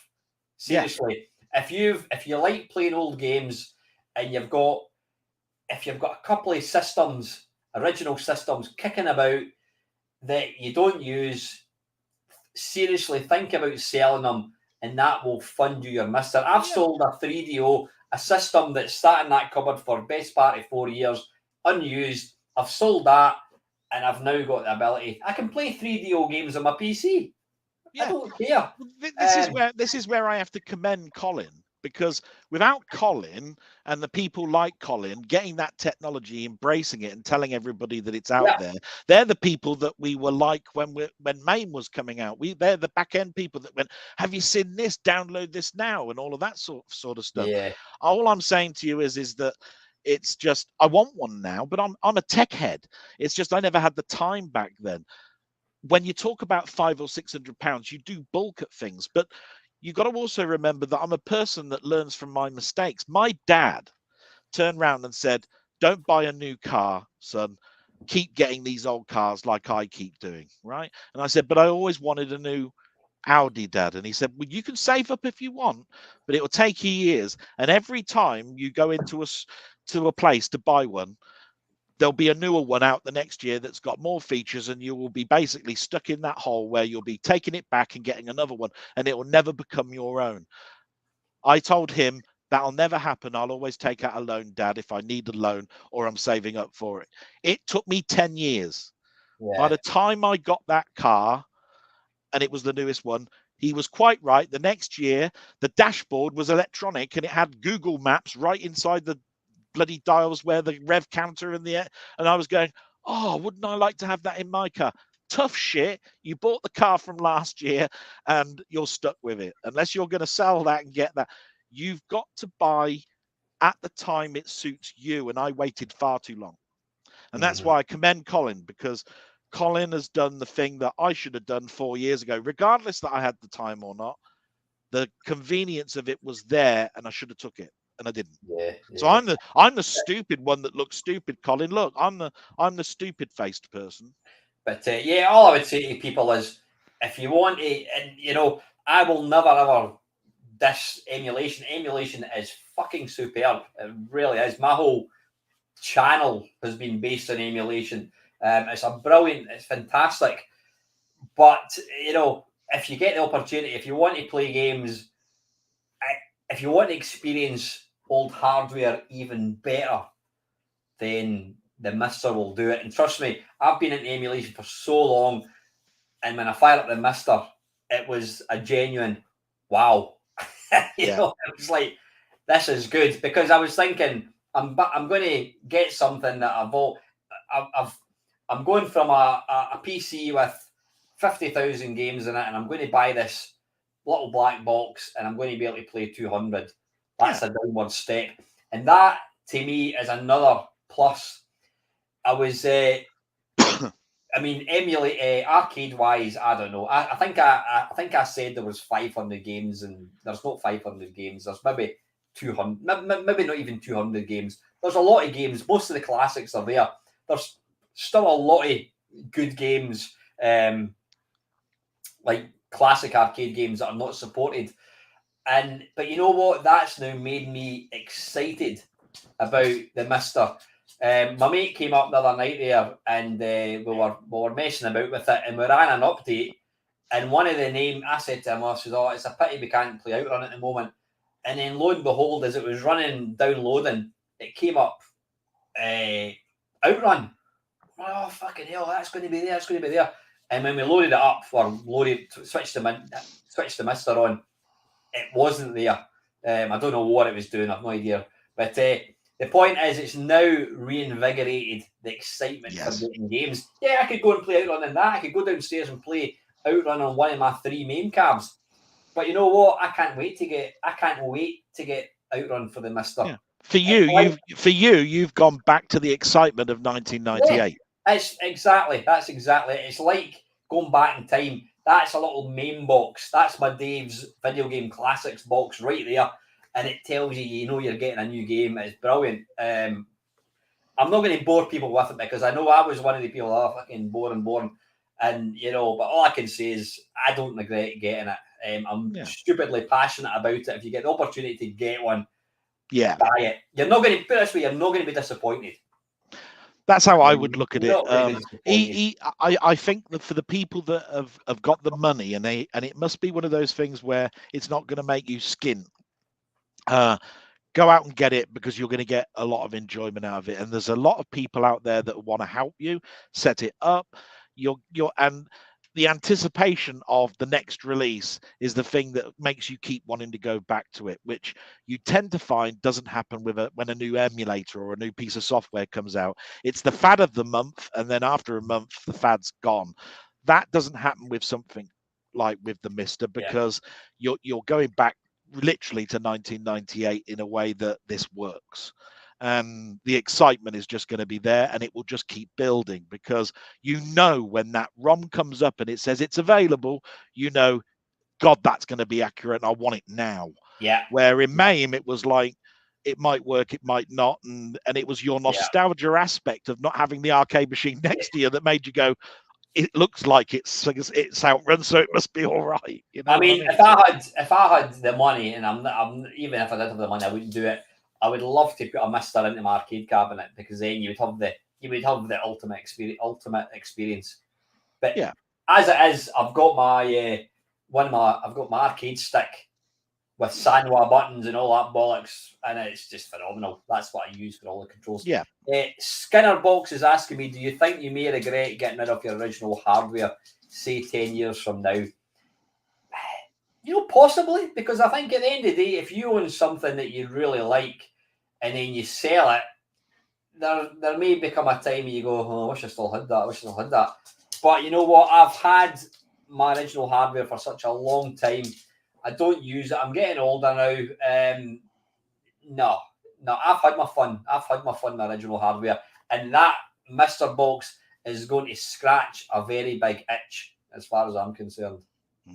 Yeah, there's a couple of answers that you could give there, isn't there? Because it also depends on the machine. I would never get rid of my Commodore 64, Alan, and you said you'd never get rid of your Commodore 64. You'll have your own reason for it. I've got my own reason for it. Panther's got his, and he said, doesn't matter what FPGA does, it will never emulate the SID properly. And I'm going, you're quite right on that, because it's a manufacturer process, and you can't emulate a fault where there is a disjoint in how it was supposed to be and how it was manufactured. All SID chips sound different, right? So what I'm trying to say is that's where a piece of hardware is worth keeping, right? For someone like you that can't fix it, it makes perfect sense. For somebody like maybe Colin, me maybe, but a lot of other people that can fix them, they get the enjoyment of getting the soldering iron out and fixing them, right? So if there's another reason for keeping it. I'm going to end it there, because I think the Meister is for all, and I think that keeping hardware now is becoming the old way we used to do things, and it will be a decision that you'll make on whether you can afford the repair bill or not. Yeah, I mean, I don't mind saying what I won't get rid of my Commodore 64, because for different reasons. It was my first computer. It's the one computer, and anyone that watches my channel will know that I've got great love for the C64. It was a machine I had back in the day. I won't ever get rid of that. Well, I will at some point when I get to a point I can't use it or whatever. I can't see the screen. My Amiga, I'm probably going to be set. I've got a buyer for that at the weekend. I want to keep it. You know what? It's sat underneath that TV for about a year, and I hardly used it. No, I hardly used it. You know, it's all very well saying, "Oh, I want to have it there, I want to have it there," but you know what? The Meister does an absolute stonking replication of the Amiga. Now, I've been reliably informed by Dell and a few other people that the Meister project was based on creating hardware to emulate an Atari ST and a Commodore Amiga. yeah, And I'm not interested in fucking about with software or, workbench this or workbench that. I just want to be able to fire up and play games, and that does it perfectly. I've got a Raspberry Pi 400, which is just dedicated to the Amiga, so I can go in and I can mess about with demos and all that. So you know what? If money was no object, and I had, and we all say that if we had a basement and I had 50 CRT TVs with desks and that, yeah, of course I wouldn't get rid of everything. I would have them all set up, but I don't have that luxury. So no, I would rather sell Amiga when it's still worth something, when it's still working, and I'm not going to miss it because it's not going anywhere. I can play games perfectly. Yeah, absolutely perfectly, and that's all I'm interested in. Yeah, and that's what I'm saying. I can't add anything to that. I mean, at the end of the day, look, if you look over here, is that right? Yeah, that way. Yeah, that way. Intelligence, right? Clown. I haven't got one. I haven't got a Mister. I'm the clown. Intelligence. This guy here got a Mister. That's what I'm trying to say. If you've got the money, it's worth it. And I really am sort of like probably talking myself out of it. All I'm saying is that everybody that used to have computers and has still got them now, if you want to keep them, they're going to still be around. And I'm saying to you, it's just a conscious choice on whether you are intelligent enough to fix them yourself. The parts are going to get harder to get hold of, but then people are saying I can mimic those parts by this, and they bring out a new SID chip that they've built from the ground up. And I'm saying, how long is that hobby going to keep going for? And so somebody just said in 10 years time. If I go back 10 years, I can't remember what the retro industry was like. That's when you just started your channel, Al. So were you buying back then, or were you just starting to buy all your stuff? I had quite a sizable collection of machines back. So what I'm saying is 10 years on, and you're considering now that it's time to step on the Meister board and only keep certain stuff. But in 10 years time, what I'm saying is, who knows what parts are like, whether YouTube is cutting half of its size because all the people that were into retro have now moved on to something else. So what I'm saying is, things can be just a period of time where there was an enthusiasm for it. In 10 years time, I'm just saying, keeping computers, I think, will still be the thing to have. I'm just saying to you, but it'll be people that can fix them themselves. Yeah. There's nothing worse. Well, there's lots of things worse. Obviously, that's a ridiculous statement. But in the world of retro gaming and owning retro hardware, there is nothing worse than thinking, I'm going to dig out my my CD32 and fire up Defender of the Crown, and you put in the disc in, and it just spins and it spins and it spins, and you're like, for fuck's sake, it's not working.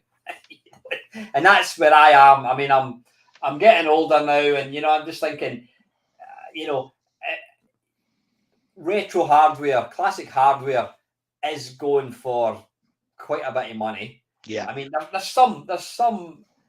When I was trying to agree a price for my Amiga 1200, I was looking on eBay, and the prices are just all over the place. I mean, there was some monkey trying to sell an Atari, an Amiga 1200 for something like, was it £5,000 or something? And it was for a standard. It was just for a standard bloody machine. It's ridiculous, absolutely ridiculous. So I came up with a price which I think is fair enough, and he's happy with it. So that's great. But there's machines that I've got that I would gladly sell, but I would probably get about 120 quid for it. And the Atari 800 XL, I would maybe get 150 quid for it, a standard Atari thing with XL. If I sold it for 150 quid, that money would go on. It wouldn't even pay half my gas bill or electricity bill for a month. Wouldn't scratch an itch on your gas bill, No, for a month. That's for a month. I mean, my girlfriend, she was wanting to get some. I'll not go into details. She was wanting to get some, buy something, and she went, "Oh, but it's 600 quid." And she says, "Then it's like you've got to pay £100 a month." And I says, "You're paying £400 a month for your gas and electricity." I says, "Have you got the money?" Yeah. I said, "Well, fucking buy it. Go and buy it. Go and buy it. Money is to enhance your life. It's to make you happy. Yes. I don't give a shit about money.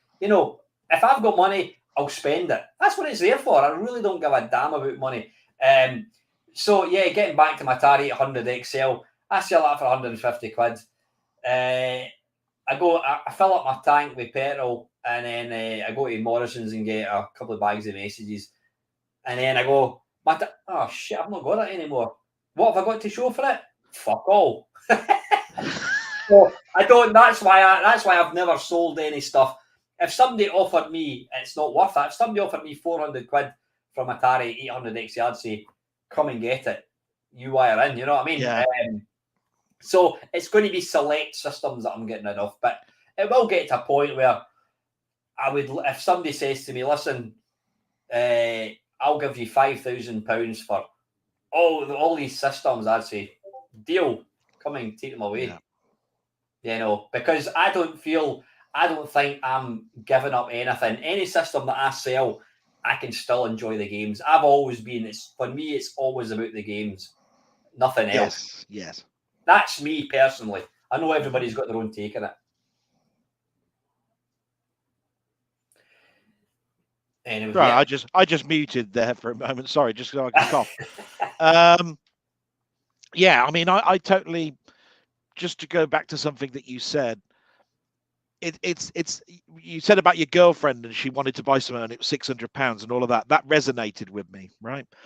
You have to excuse me because I've been talking and not drinking enough. But I have an argument, and I had a big argument with my mother 2 days ago. She needs some hearing aids and they cost £2,000. Right? She knows this. She needs 2 of them, £1,000 each. She doesn't want something that you can see in your ears. Yeah. She wants these micro ones. Just bear with me a moment. And I said, "But Dad left you money in your bank account. He wants you to be happy. Why don't you spend that money on those hearing aids? Because your quality of life is so low now with your telly at 90 volume." She's got it at 90 at the moment, right? That Dad just wants you to be happy at the end of your life. She said, "Because I want you and your sister to be comfortable when I go." And all I'm saying is, so my mother is suffering because she wants to keep hold of money to give me, because she doesn't feel like she needs to spend that money on herself, even though that's the whole reason my dad put it there in the first place. Yeah.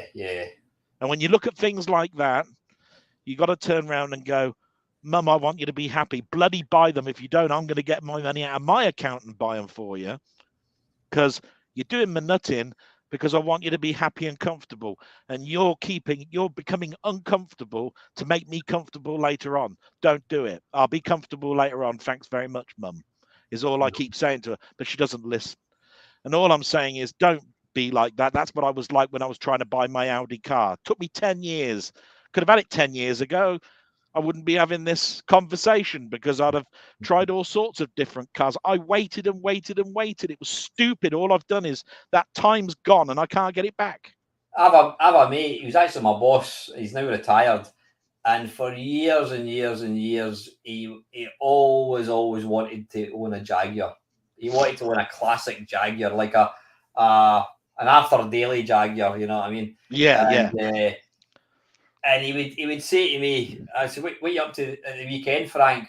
Oh, I'm going down to Dumfries to look at this Jag. Oh, nice. How much is it? Oh, fucking 10 grand. Oh, right, that's great. And Monday morning, I go, well, how'd you get on? Oh, fucking cracker. Oh, an absolute beauty. Hey, Docs Meister, I was getting worried about you, son. I hope you're well, mate.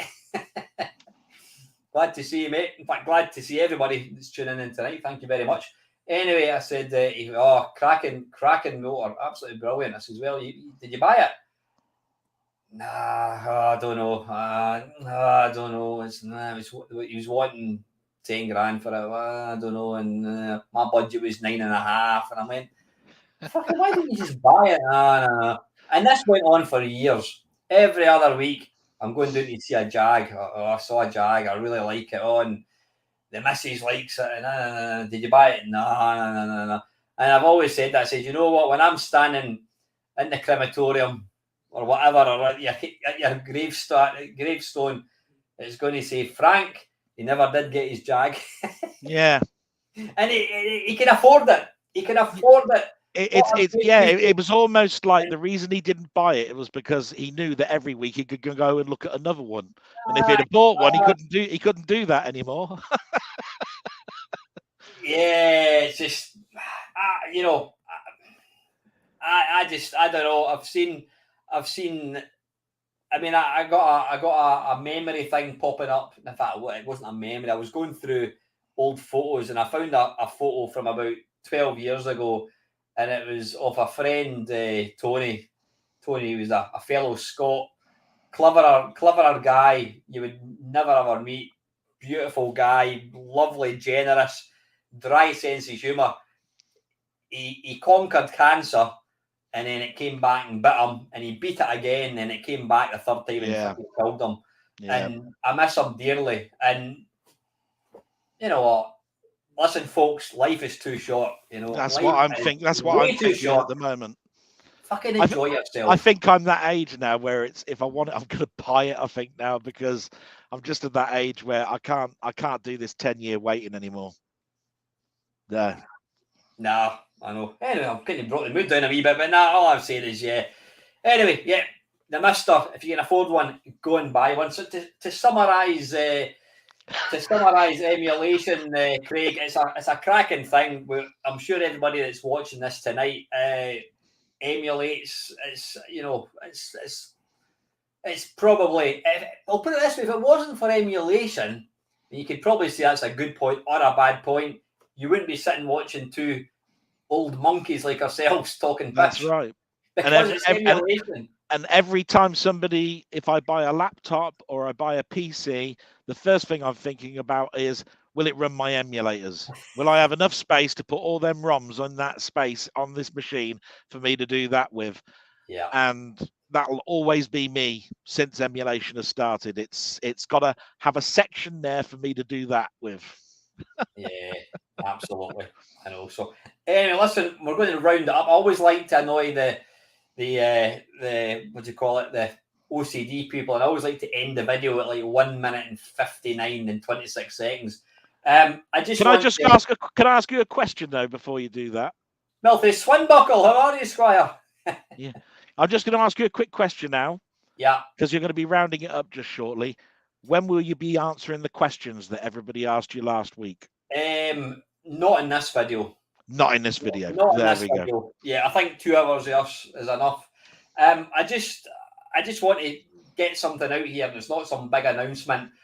The waffle is going to be. It's not going to be weekly anymore. It's going to be when I want to do it. Personally, I think the waffle has become. I think it's seen better days. I think it's become boring. I don't enjoy doing them, and I'm talking about purely when I'm on my own. Part of the reason is I don't really get that many questions, apart from the wonderful Mr. Swinbuckle, who's always got something. But I've been making Friday Waffles now for 10 years. Been doing this for 10 years. And I've quite literally, as Forrest Gump had said, I've got nothing else to say. I want to go home now. So yeah, I think the time is right to retire the waffle. Not retire it, but it's going to come out. It's going to come out less often. It's going to come out to play less often. It'll be as and when I want to make one, as and when I've got something to talk about.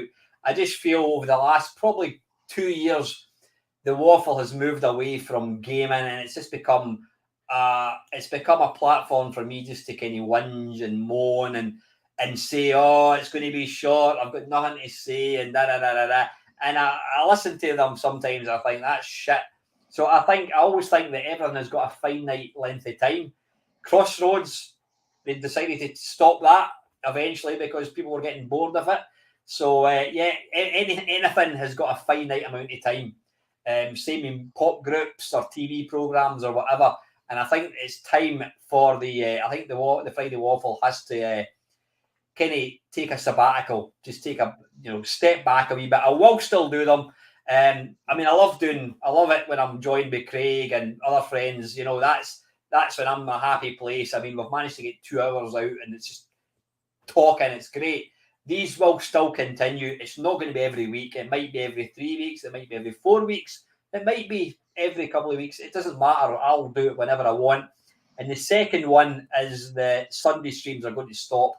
Again, I feel that they're becoming a bit too predictable. I know people, going by number of people that watch them, people seem to enjoy watching them, and they are fun to do, but they're predictable, and I want to get back to why I started YouTube in the first place. It's to make videos, to try and do something a wee bit different. I've got lots of ideas for future videos that I want to kind of spend time on. As I was talking to Craig on the phone a couple of nights ago, and I was running through my kind of week, and I think a Tuesday is the only night where I don't have anything planned, and invariably I'll try and make a couple of videos. And there's times on a Sunday where I say that I'll be doing it at 7 o'clock, excuse me, and I end up running about daft. I'm trying to get back from whatever I'm doing to try and get the wall, try and get a Sunday stream out there. So it needs to change. I've always said I would stop doing the minute YouTube stops being interesting for me, I'm going to stop doing it. I'm not going to give it up because I do enjoy it. I've got a lot of good friends in it as well. So the Sunday streams are not going to be on Sunday anymore. I might do one this Sunday. I don't know, but it's certainly not going to be weekly. But I will still be putting out, try and get out at least a couple of videos. I want to try and improve the quality slightly and try and come up with new stuff, because when it gets boring and predictable, then people are going to switch off. And when I stop enjoying making videos, then that's when you've got to kind of take a step back and think, right, what do I need to do here? And I think the time is right for me to stop that. So anyway, listen, on that bombshell, I'm going to let you crazy kids get to bed or go and watch Netflix or whatever, or you can even do yourself a favour and go and watch Dell's blog for last Sunday. That's really nice of you, Al. Or you can watch the one I did today, which wasn't a blog; it was my 8-bit years. Why not? There you go. There you go. Go and watch that. So, listen, folks. Firstly, Craig, thank you very, very much, Squire, for dropping in. You're welcome anytime. It's always great to catch up with you, mate. And finally, guys, thank you very much for your constant support. And I hope you don't feel too disappointed that I'm going to be cutting down, and hopefully you'll understand, and hopefully it means I'll be putting out better content in future. Until next time, guys, as always, thank you very much for watching. Have a fantastic weekend. See you.